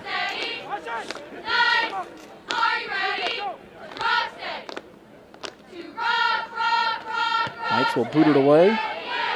Doan. And it's muffed. Bounces away. Almost a fumble as that was not looked in well by Hawks. Fortunately, one of his teammates was there to get it. Salim Lewis keeping that from being a turnover. Do we give positive yardage to Lewis on that punt return since he's the one that hopped on it a couple yards? How you chart that, Coach? He muffed it forward. He muffed it forward for Lewis. Hawks has made some plays on defense tonight, though, with 4 tackles and a pass breakup. Bayside, though, with good field position, again, inside Kellam territory. They were at the 34 to start their last series at the, I think it was around the 7 or 8 minute mark, and now here at 5:03 to go in the third at the 33, it looks like. 32. Nothing doing as Kamari Copeland drops Jermaine Smith for a loss of a few, showing his muscle and might.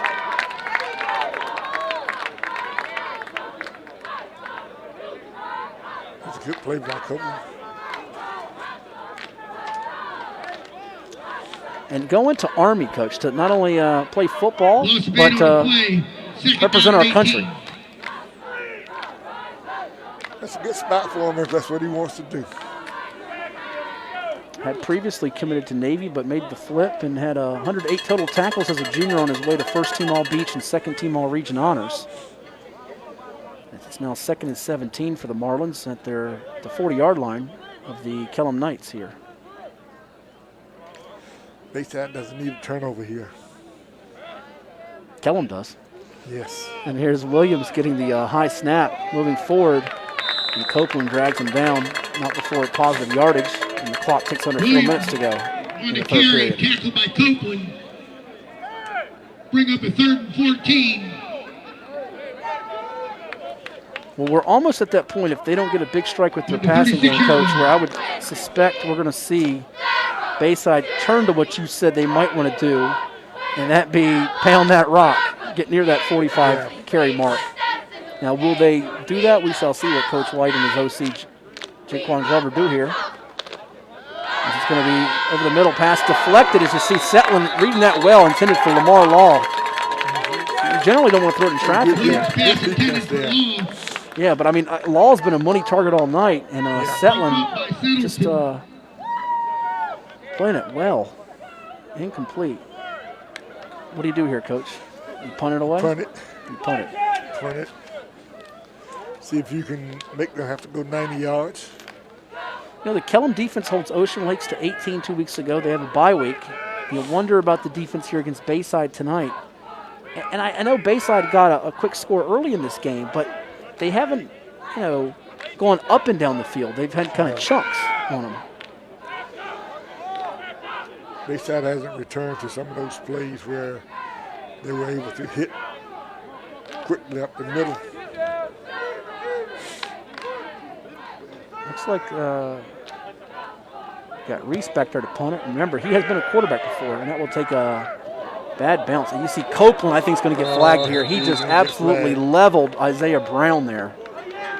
Had a little bit too much. That was sort of like what we saw last week with Isaiah Montgomery of Lansdowne, and also Naquan Brown, I think it was, of Ocean Lakes, where you're maybe the biggest, baddest dude on the field, and sometimes you've got to play within the limitations. Don't get outside of it.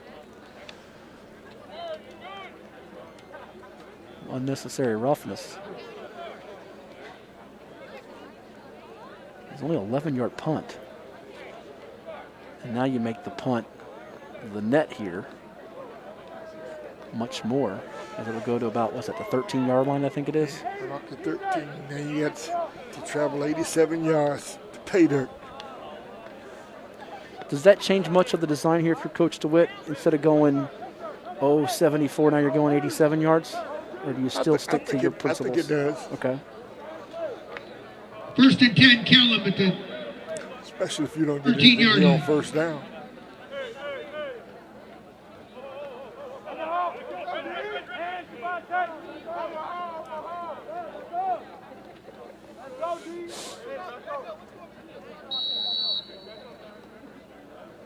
Our score 14-0 in favor of Bayside with 3:16 to go in the third period. Screen, and Harrison almost dropped it, but he's going to, incomplete, he does drop it. Couldn't quite haul it in. Yes, sir. Ready? We are Park screen pass attempt, ball is incomplete. 2nd down and 10. K-N-I-G-H-T-S. 5 of 14 tonight for Will Park.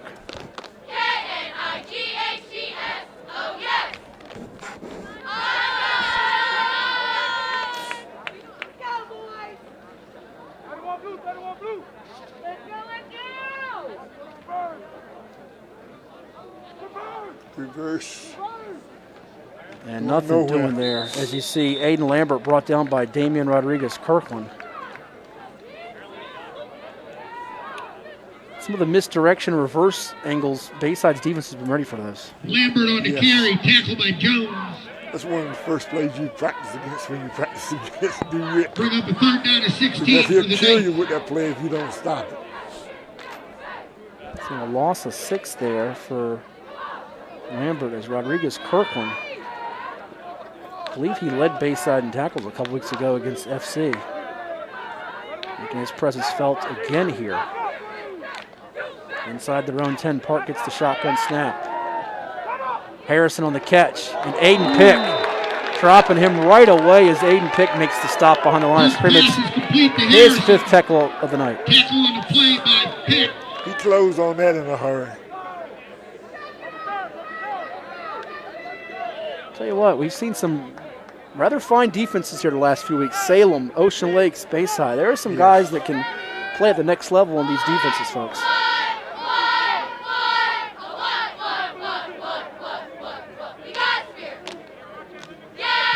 Bayside's returners are lining up too deep. They need to be up probably 5 more yards and they can take this ball out of the air. And we got Dickerson as one of the return men to our near side. The other one is Hawks. And you're right, too deep. Well, it goes out of bounds. Doesn't matter.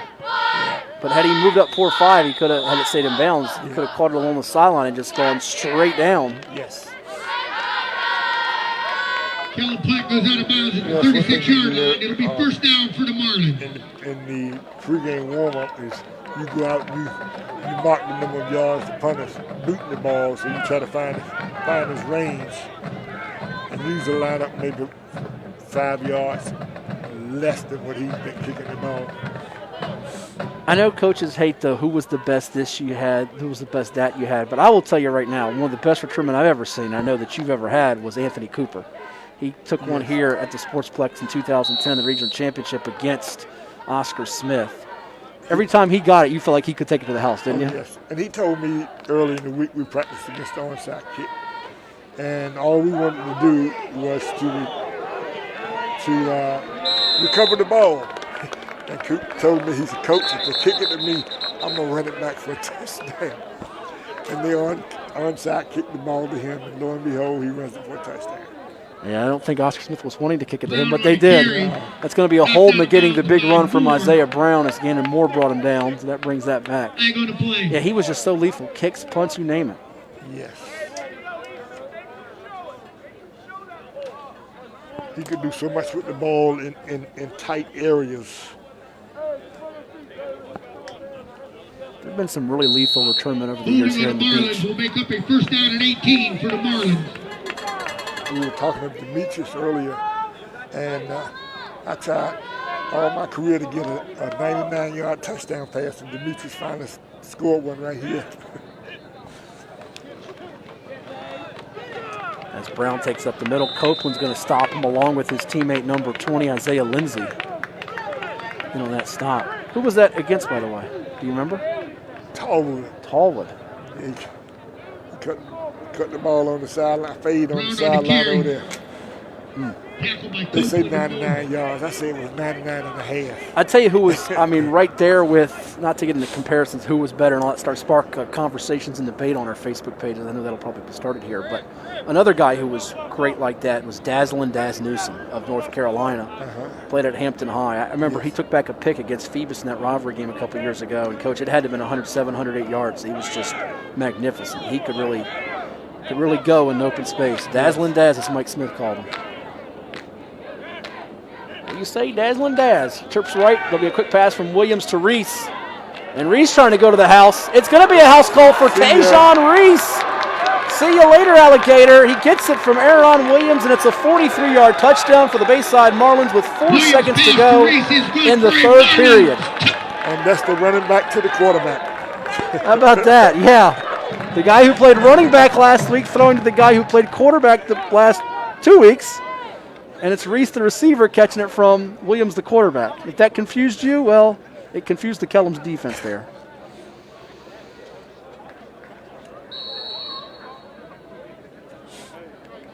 You could sense they were setting that up. 91 yards passing for Aaron Williams at quarterback tonight. 3 touchdowns. You know, he does have 1 turnover here, Coach, but I'd say all in all, a successful showing thus far. And we say thus far because anything can happen. And it's now Bayside 21-0 with 4 seconds to go in this third period.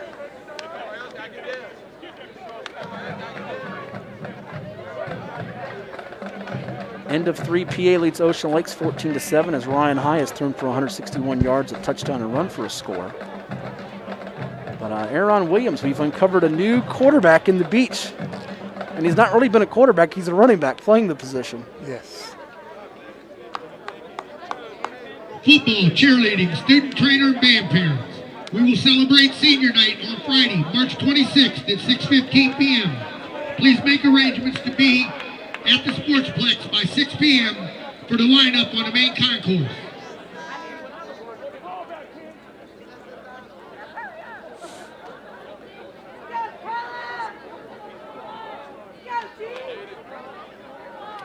coming up next week for Bayside is Lancetown. So you talk about a major opportunity.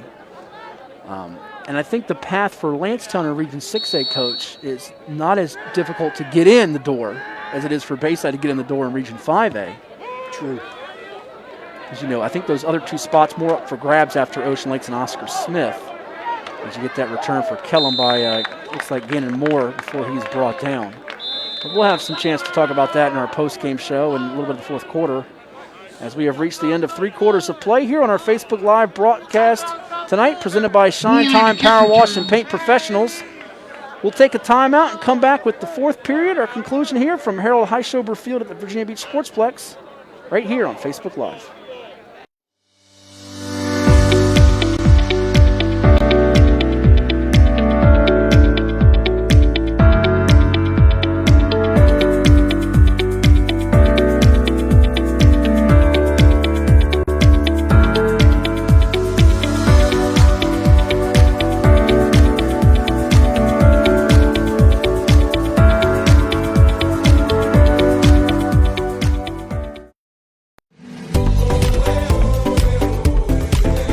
As a lifelong local, avid waterman, coach at Kellam High School, coach at the Virginia West Shopping Club, also a member at Virginia Beach National and Henry Regional Golf Club. The 757 is a great place to live and play. As a seasoned realtor at the Bryant Group, I know I can find you the perfect home. Online. Limited copies are available. Don't delay. Order today. And welcome back here on Facebook Live. Our broadcast tonight here presented by Shine Time Power Wash and Paint Professionals. Who likes painting? Shine Time does. Residential, commercial, interior, and exterior. They do it all. Visit shinetimeinc.com for your quote. And to begin the fourth period, Coach, it's more of the same as the Bayside defense is clamping down. Who was that on that stop? That was Harrison on the carry. Tackled Martin. Martin. Javante and Martin. Yeah, Javante Martin in on that stop. Loss of 4 on the I think play. that was Second also down, 14 Jaron for the night. McClenny in on that stop. If you'd like to purchase a business ad in the yearbook, contact Miss Panita at Victoria Panita at VirginiaBeachSchools.com. Lost about what? Almost 5. Almost. Park now on second down. Going to be incomplete as he tried to squeeze that one through. Picking on the coverage. Looks like he was trying to squeeze that one into Lambert, perhaps. That was a small window. Well, you know, Park, go ahead. I wanted to try to go back to the pass where they threw the back up the sideline against the linebacker here. Park completed 5 of his first 9 passes. He's just 1 of 7 since then. And I think some of it's been Kellam's own doing. Some of it's been the Bayside defense kind of reading those screens and pass plays a little bit better. A combination of both. And again, Aiden Pick is ready to deflect that pass that was trying to be completed to Davis Blaylock, the senior. Good coverage by Pick. Broke up A little bit off. When you drop on that, as a linebacker, when you drop on that receiver, you want to drop maybe half a yard in front of him so that you can, at least you can slide by rather than run into him dead the ball. If he'd been up maybe half a yard, he would have an interception easily.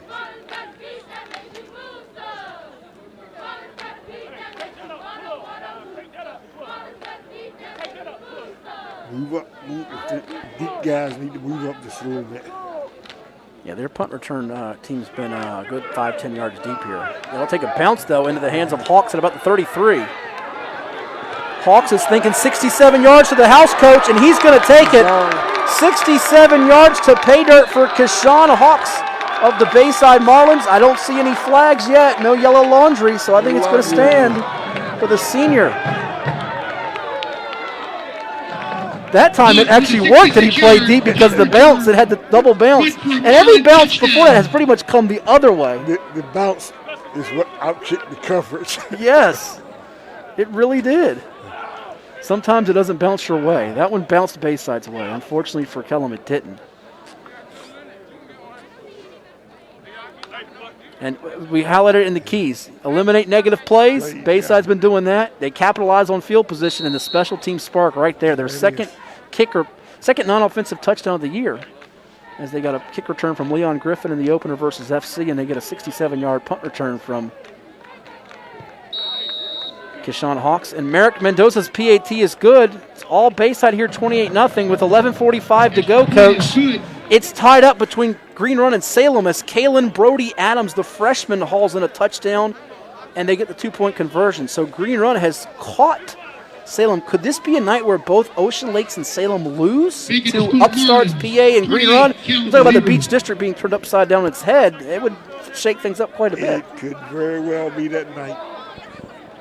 And again, that may open the door for a PA to slide back in there. Hey, it opens the door for a Bayside tonight, maybe a Lancetown and PA and Green Run to make some noise. 3 of those teams in Class 5 with Bayside, PA, Green Run.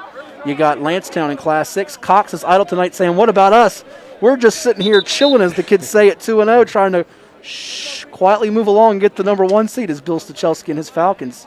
And I said this before the season on our ESPN Radio 94.1 show on Saturdays, on 757 Saturday Sports Talk, Coach, that I think Cox could finish first or second in the Beach standings.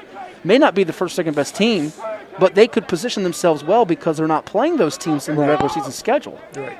So they could have a home playoff game against a Deep Creek, a Maury. Who knows if they're going to win it or not, but the point is, hey, you did your job and beat who was in front of you. That's right. So Keshawn Hawks making the noise here in this fourth quarter with a 67-yard punt return for John White's Marlins. Kellam trying to counter with a return. And could it go the way? It won't, as he's going to be caught there. I think that was Gannon Moore tackled by Latavius Hobbs. Gannon had a good 35-yard return, though. I was thinking he was going to pop that through there. Kickoff return for Harrison, setting up the Knights with the first down on the Bayside 40.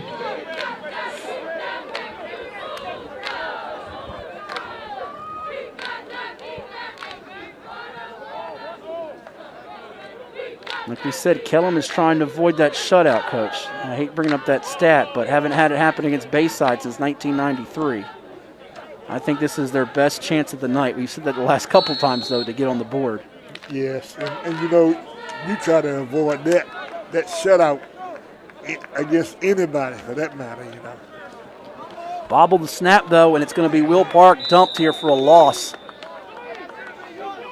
Correct me if I'm wrong, and you watched more of the film. I watched about a half of it with Bayside and Cox last week, and I watched pretty much all the Kellam Ocean Lakes film, as that'll be Park getting dumped by Pick and Devin Jones for a loss here. I think this is playing out a little bit like Bayside and Cox last week ago, and I say that in this sense. The score isn't indicative that Bayside's maybe 28 points better. Last week, Cox was up 34-0 on Bayside. Maybe not indicative they're 34 points better, because early on you have chances and you don't quite capitalize on them. More so, Bayside didn't score on those, and Kellam didn't do anything to counter it. Yes. And this is going to be a sack, as you see. Devin Jones is starting to play with great confidence. His sixth stop tonight behind the line of scrimmage, Coach. That's a good night for that young fella. And I think that, these guys are now pinning their ears back. Bringing up a third down and 25 for the Knights. Loss of about 11 here as it's 3rd and 25 for just kind of a snowball effect here for the Knights. And Devin Jones coming near some of Trey Jones's numbers. He keeps this up. Trey's watching there saying, "Shut your mouth, Hatfield." That's blasphemy. Trey was the Beach District Defensive Player of the Year. Was that 2017, 18, somewhere in there? Might have been 16. Some great talent in the Beach that year. You had him. You had Tavion Robinson, who's now at Virginia Tech. Brent Stukes, Joseph White at Lancetown. And there is he got jacked up hit by, is that Leon Griffin back there? It is. Leon Griffin just absolutely annihilated the receiver on that one. And did it legally. He did. My goodness. Sophomore. Tell you what, you keep him in 3 phases of the game, don't you, Coach? He had a kick return to start the year. He's gotten a few catches, and back there in the secondary, he's got a little swagger to him.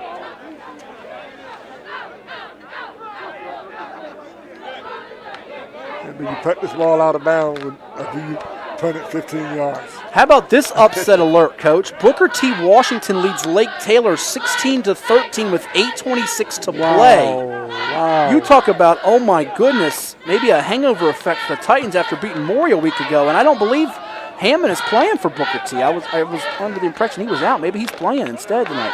That punt return's going to go nowhere except we got a flag here. It could be something on the Knights, as that is number 45 for Kellam, Derek Gilbert, bringing down the return man R.J. Dickerson. I'm shocked by that score.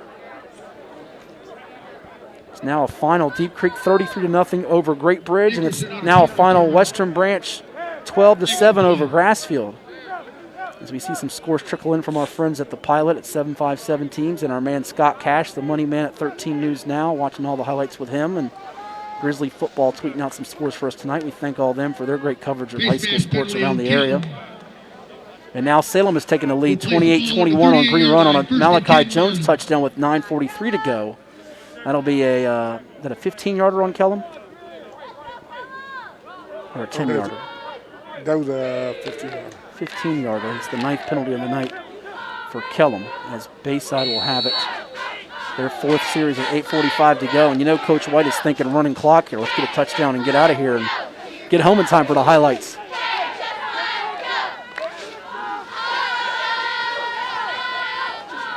Completion by Aaron Williams to Tajon Reese. He could be the guy to put this out of reach, but Kamari Copeland has other ideas as he continues to play with non-stop motor. That says a lot for that young man. You know, you're down 28 points, and that says a lot for the Kellam program. These guys are not going to give up. Not at all. It's in their DNA, and I think it's a tribute to their head coach, Chris DeWitt. 102 yards pass tonight for Williams. I want to shout out before I'm done here, Coach. Coach John White's wife, in case she's watching, Shamia Rogers, former standout athlete at Princess Anne High School and then at Drexel. Yes. So Coach White was a heck of a player back in his day, all Beach District linebacker, went on to Hampton University. But when I found out that Shamia, his wife, played, I was like, you might not be the best athlete in your own family. Heard she was a good basketball player back in her day. Oh, yeah, she was.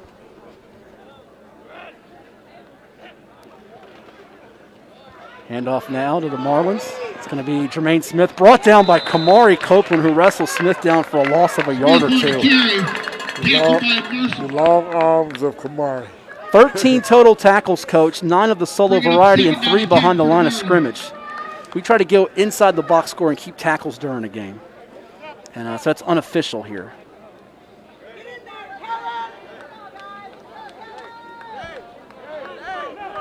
One of the things I've been doing since I've been covering high school football games, even before I was covering some of your teams, I think it's just I want to give those young men playing hard on defense, because the linemen and the defensive guys and the kickers and the special teams guys don't always get the love and the shout-outs. Right. Nobody calls their names. No, but they're, as you well know, they're just as important as anybody. The quarterback, the guy scoring the touchdowns, and it's going to be second down now. Here are 3 receivers to the left side. That's going to be bobbled, but I said this behind the line of scrimmage, so Leon Griffin will bring that in as a run play and advance it up the field before he is stopped by. I'm going to give you 3 guesses who that tackle was. Oh, man, let me see. Must have been Mr. Copeland. Yeah, very good. All right. Nick, tell Darnell what he's won here. Did he get a prize on that? No, he didn't. As Griffin will gain looks like he got about 9 on that, Coach, maybe 10. Going to bring about 3rd and 3, maybe 3rd and 4 here. Leon Griffin adding to his yardage this evening.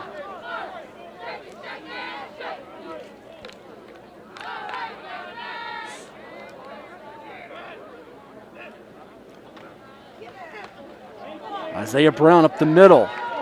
Powering ahead. It's going to be a tackle by Setlin as well as Harrison, but not before the big fella moves the chains. Brown on the carry, tackled by Harrison. Being first down for the Marlins on the 30-yard line. Gain of about 14, Coach.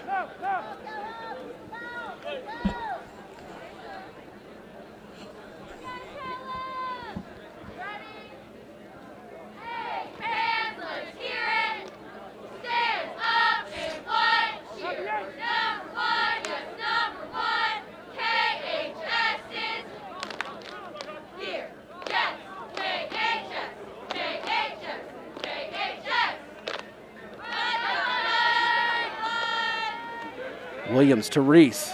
Quick completion. Fancy footwork. And it's going to be a stop on that play by number 23 of Kellam, Ethan McGrath. First guy to make a tackle not named Copeland, I think, on this series. Picked up about 4 Williams there. pass to Griffin. Good for a 5-yard gain. Second John down Reese 5. with 4 catches for 64 yards.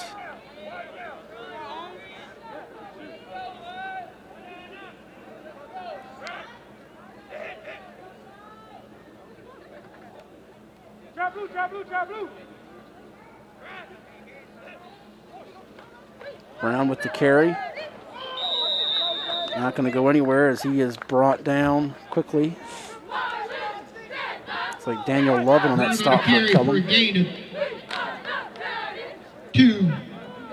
Bringing up 3rd down and 3 for the Marlins. Tell you what, give Coach White credit to stick with Brown here. I know he had that fumble early, but he knows he's a guy that can be that bruiser, that grinder. Yes. It's just a matter of getting more reps, and I think he got nicked up a little bit in the 2019 season, so he might have missed some time. I'm not positive of that, but I know he's a guy that can be that almost the old school fullback style, the way he runs it. Fake to give to Brown. It's going to be kept by Williams, and he's a running back, so you know that's dangerous. And he's tackled there by Harrison, but he moves the sticks. Williams on the carry. You know, Williams has only run the ball 4 times. That might be viewed as what's wrong here, but quarterbacks, as you know, when they get sacked, lose yards on line of scrimmage, that's negative runs. He's not had a single negative run, which was your number 1 key tonight. Yes. No negative plays, especially at that position. Can be to the 13 to pick up about 10. You know, if Bayside walks out of here with a 35-0 win, Coach White would be extremely pleased with that. But he's also going to look at the film and say, we do a few more things here, we could make this a B-plus turn into an A or an A-plus game. Yes. As Williams goes up the middle, almost untouched. He runs past the guy trying to tackle him, and it's going to be a touchdown for Aaron Williams, 13 yards. As the Marlins add on to their lead with the running back quarterback himself, Aaron Williams, his 4th touchdown he's accounted for, 3 through the air, 1 on the ground.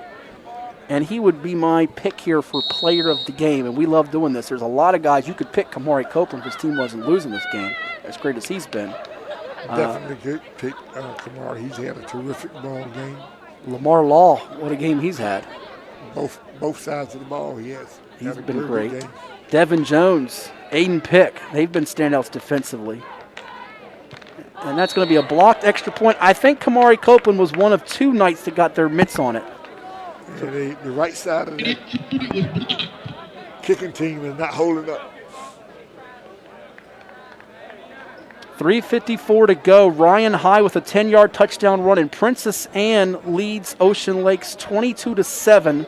2-point conversion good as well. So the Dolphins could be going down tonight, Coach, unless they have a miraculous comeback. Would be the 2nd win in as many meetings for James Yeager's Cavs over the Ocean Lakes program that has been one of the staples here on the beach and looked just as strong as you could defensively a week ago. It really did. And, you know, I was a little surprised that of the score. I thought their defense would fare a little better. Princess Anne does have some quality athletes.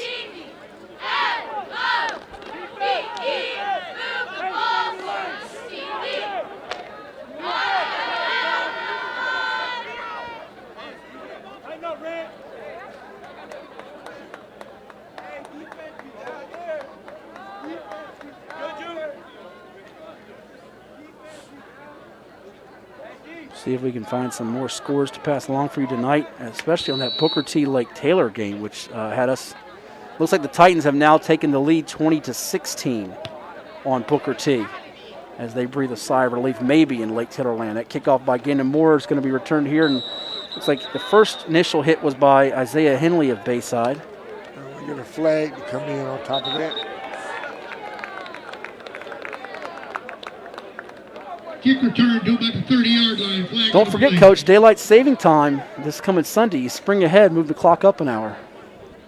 Yes. And one of my clocks already set for. You already have it done? How about you? Hey, look, The one over top of my desk has been set for a year. You want to hear how gullible, I won't say who, in case he or she is watching. One of my relatives, as our broadcast tonight is presented by Shine Time Power Wash and Paint Professionals. You know, Coach Moore is going to be one of those people that's not going to put off the painting projects around the house. Don't stress. Leave it to the pros at Shine Time. Full interior and exterior professional painting services by visiting shinetimeinc.com for your free quote today. But one of my relatives, Coach, actually believed that, again, he or she had to get up at 2 in the morning and literally do that. That's how gullible that person was. Yeah.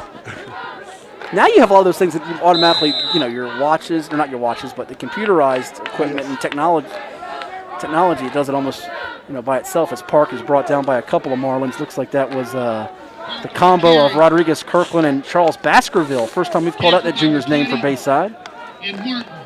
I usually only had to set maybe two clocks in the house.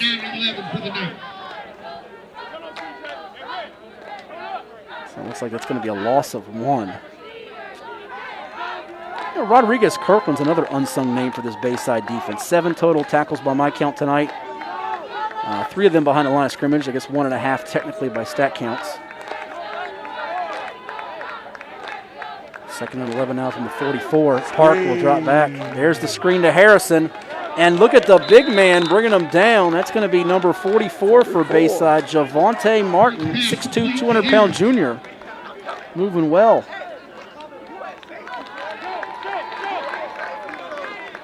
Another loss of 3 here.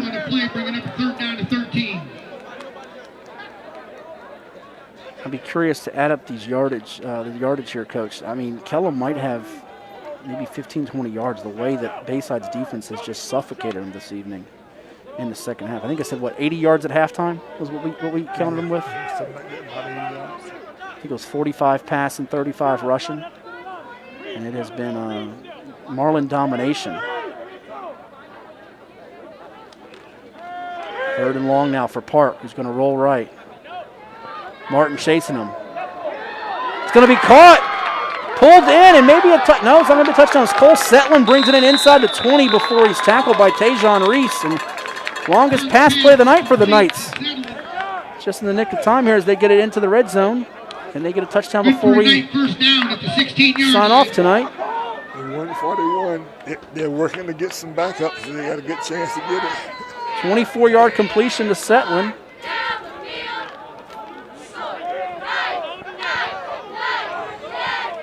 The 8th completion of the night for Kellam.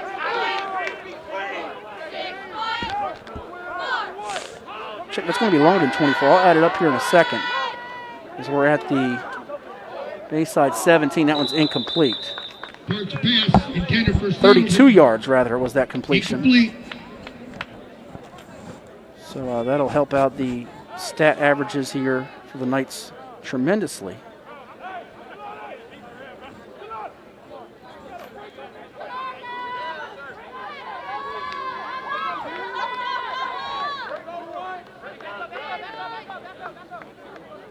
Desmond Green with an INT for Salem at the 45-yard line. Sun Devils up 28-21 with 9 minutes and change to go against Green Run.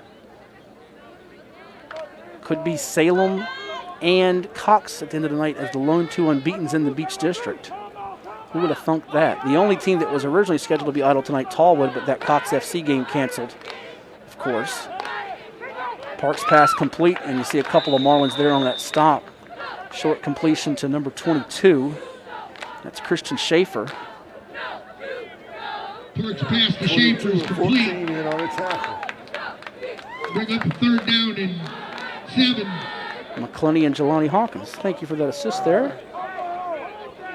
Appreciate that help there as I try to keep these numbers somewhat accurate here.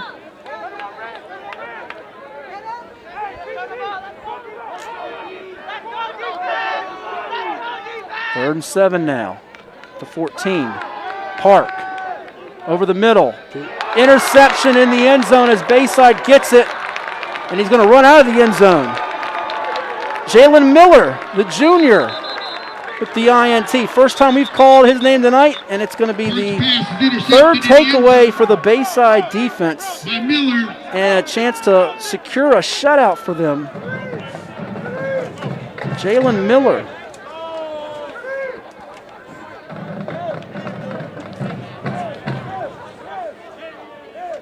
You know this, Coach. It is not easy to shut out this Kellam attack. I mean, they're not a prolific scoring offense. However, it hasn't been done in the series since October 22nd, 1993, when the Marlins shut out, then coached by Chris Worst. You know who the coach of Bayside was back in 1993, as I really test the 1993, Bill. Look at you. You got the first name right. What is Bill's last name? I can't think of his last name. He wasn't a Queen. King. Bill King. There you go. Bill King. 1993, the last time Bayside shut out Kellam, and they get their first shutout in this head-to-head series in 28 years, just about. Final score, Bayside 34, Kellam nothing as the Marlins move to 2-0. Kellam drops, 2-1 rather. Bayside moves to 2-1. Kellam drops to 0-2. We'll take a timeout and come back with our post-game show brought to you by One Life Fitness with the coach Darnell Moore. I'm Matt Hatfield right here on Facebook Live.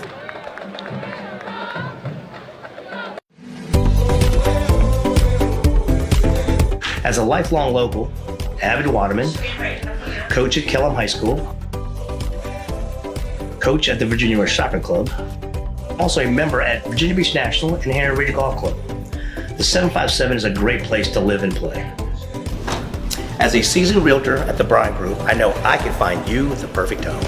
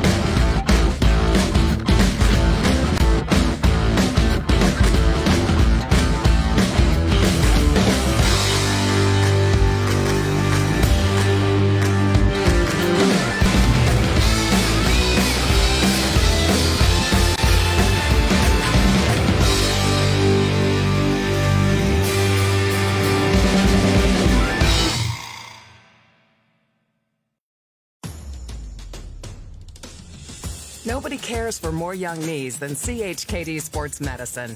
Our specialists, surgeons, and physical therapists work together to develop treatment and training programs that get young athletes back up to speed safely with the strength and confidence they need to stay in the game for the long haul. CHKD Sports Medicine. Care today to last a lifetime. Nobody cares for more young knees than CHKD Sports Medicine. Our specialists, surgeons, and physical therapists work together to develop treatment and training programs that get young athletes back up to speed safely with the strength and confidence they need.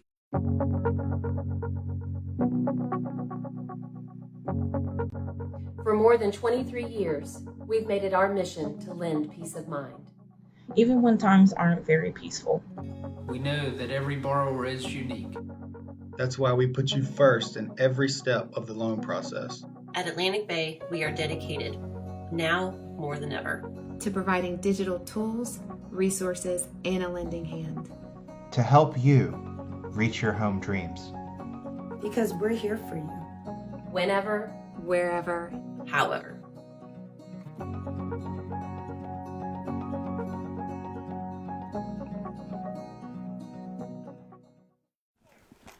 Back here on our post-game show, presented by One Life Fitness here from the Virginia Beach Sportsplex, as it is in the books here from Harold Highshober Field with the coach Darnell Moore. I am Matt Hatfield, and there's your former right-hand man, if you will, in many ways. John White, the head coach of the Marlins, getting it done tonight, Coach Moore, as he beats Kellam in a matchup of two teams we thought would be pretty evenly matched coming in. Kellam played really well defensively 2 weeks ago in their 18-9 loss to Ocean Lakes, and it was all Bayside pulling away from a 14-0 halftime advantage to get the victory, 34-0 with the shutout here. Before we get to some numbers, Coach White has to like this, moving to 2-1, ridding himself with a bad taste from the loss a week ago to Cox, and now they're moving in the right direction before another key matchup with Lansdowne next week.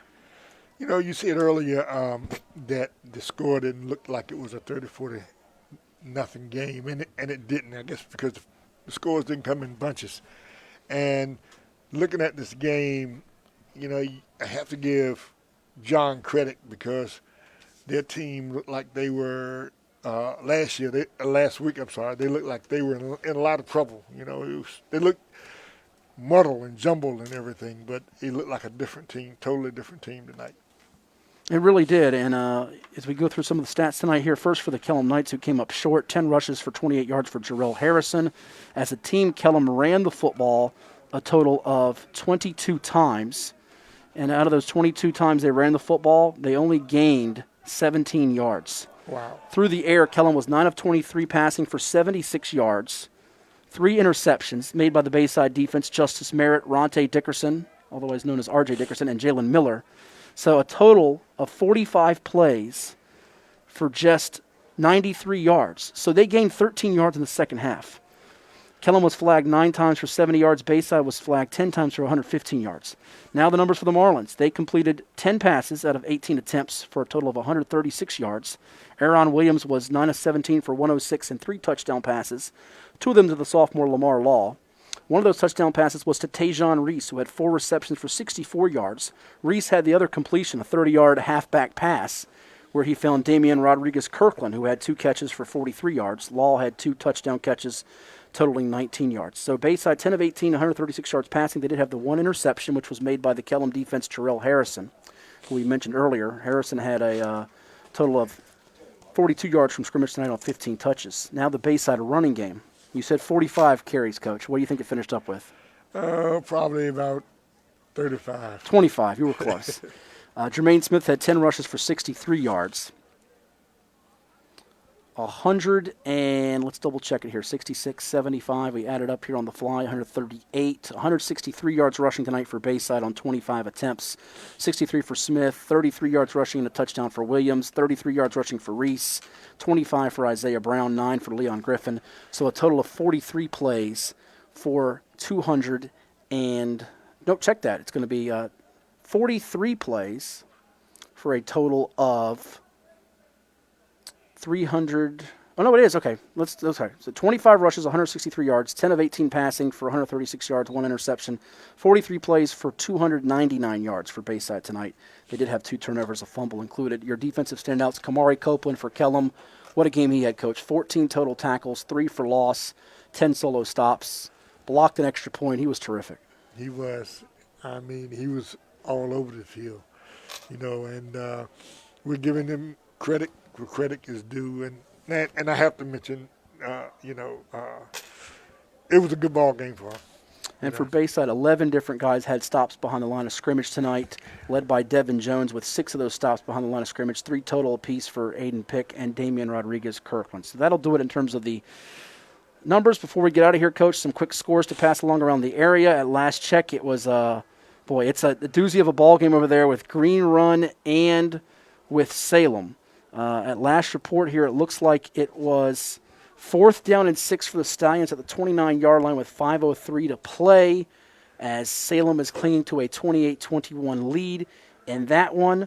Over at Ocean Lakes and Princess Anne tonight, it is a good one there. Dolphins trying to stay undefeated, but Princess Anne up 22-7 at last report. Looks like the Cavaliers are going to move to 2-1 in that ball game as they are in pretty good shape over there in Virginia Beach. Still looking for a Lansdowne-Kempsville score. If you get that, pass it on to us on our Facebook page. Some other scores to pass along here before we sign off here tonight. Well, real quickly, those 2 scores kind of surprise you or not so much? You kind of could sense Green Run and PA were going to be a factor in this thing. I thought it would be close between those 2 teams, and specifically because I thought Salem wouldn't throw the ball very well, but they've actually run the ball well. and Green Run, throws the ball well, but you seldom normally plays good pass defense. So they've been able to move the ball, and I would really like to see turnovers, what the turnover situation looked like. Probably tells the story of the game, as it generally does. A minute and a half to go. Morey up 64-6 on Granby. No shocker there. Lake Taylor has rallied to defeat Booker T. Washington 20-16 as Hank Sawyer breathes a sigh of relief there to stay unbeaten and on track to get that number 1 seed in Region 4A. End of 3 quarters in Newport News. It's Denby up 21-6 on Heritage. Nansemond-Suffolk leads Catholic in private school action 46-15 over there. It's Jamestown up 21-6 on Grafton in the Bay Rivers District, as we're getting all kinds of scores all across the Hampton Roads area. We mentioned Deep Creek a winner tonight, 33-0 over Great Bridge. They're 3-0 on the season. It was Kings Fork getting it done in the Southeastern District as well, as they prevailed over Lakeland in its ball game. I believe that score was 42-6. Yeah, Kings Fork 42-6 over there. So a lot of interesting high school football scores, and it's only beginning. It's now a final, by the way. PA over Ocean Lakes 22-7. Ryan High throws for 223 yards and a touchdown, also rushes for 2 scores and 32 yards. Just beginning, though, coaches. Tomorrow, Hampton Phoebus on the Peninsula. You have some other games that are going to have a lot of impact in the high school football scene, as should be entertaining to watch as we move into the middle of March, the teeth of it. We got March Madness, some Selection Sunday. It's a fun time of year. It is. I mean, especially when you throw football in here with March Madness. Yeah. And baseball is getting ready to start, and basketball is still going on. It's really a fun time. Well, that's going to do it here on our post-game show presented by One Life Fitness. And again, thanks to them and all of our sponsors tonight, including Shine Time, Power Wash, and Paint Professionals. It's your spring cleaning time. Power Wash your building, your walkways, ShineTimeInc.com. I want to thank Nick Senti and the crew here for getting us set up and doing a fantastic job. And for the living legend himself, Coach Darnell Moore, this was fun. We'll do it again sometime. Thank you, Matt, man. I really enjoyed it. Once again, our final score, the Bayside Marlins victorious 34-0 over the Kellam Knights. And thank you for watching with us. High school football action in the Beach District from the Sportsplex in Virginia Beach on Facebook Live.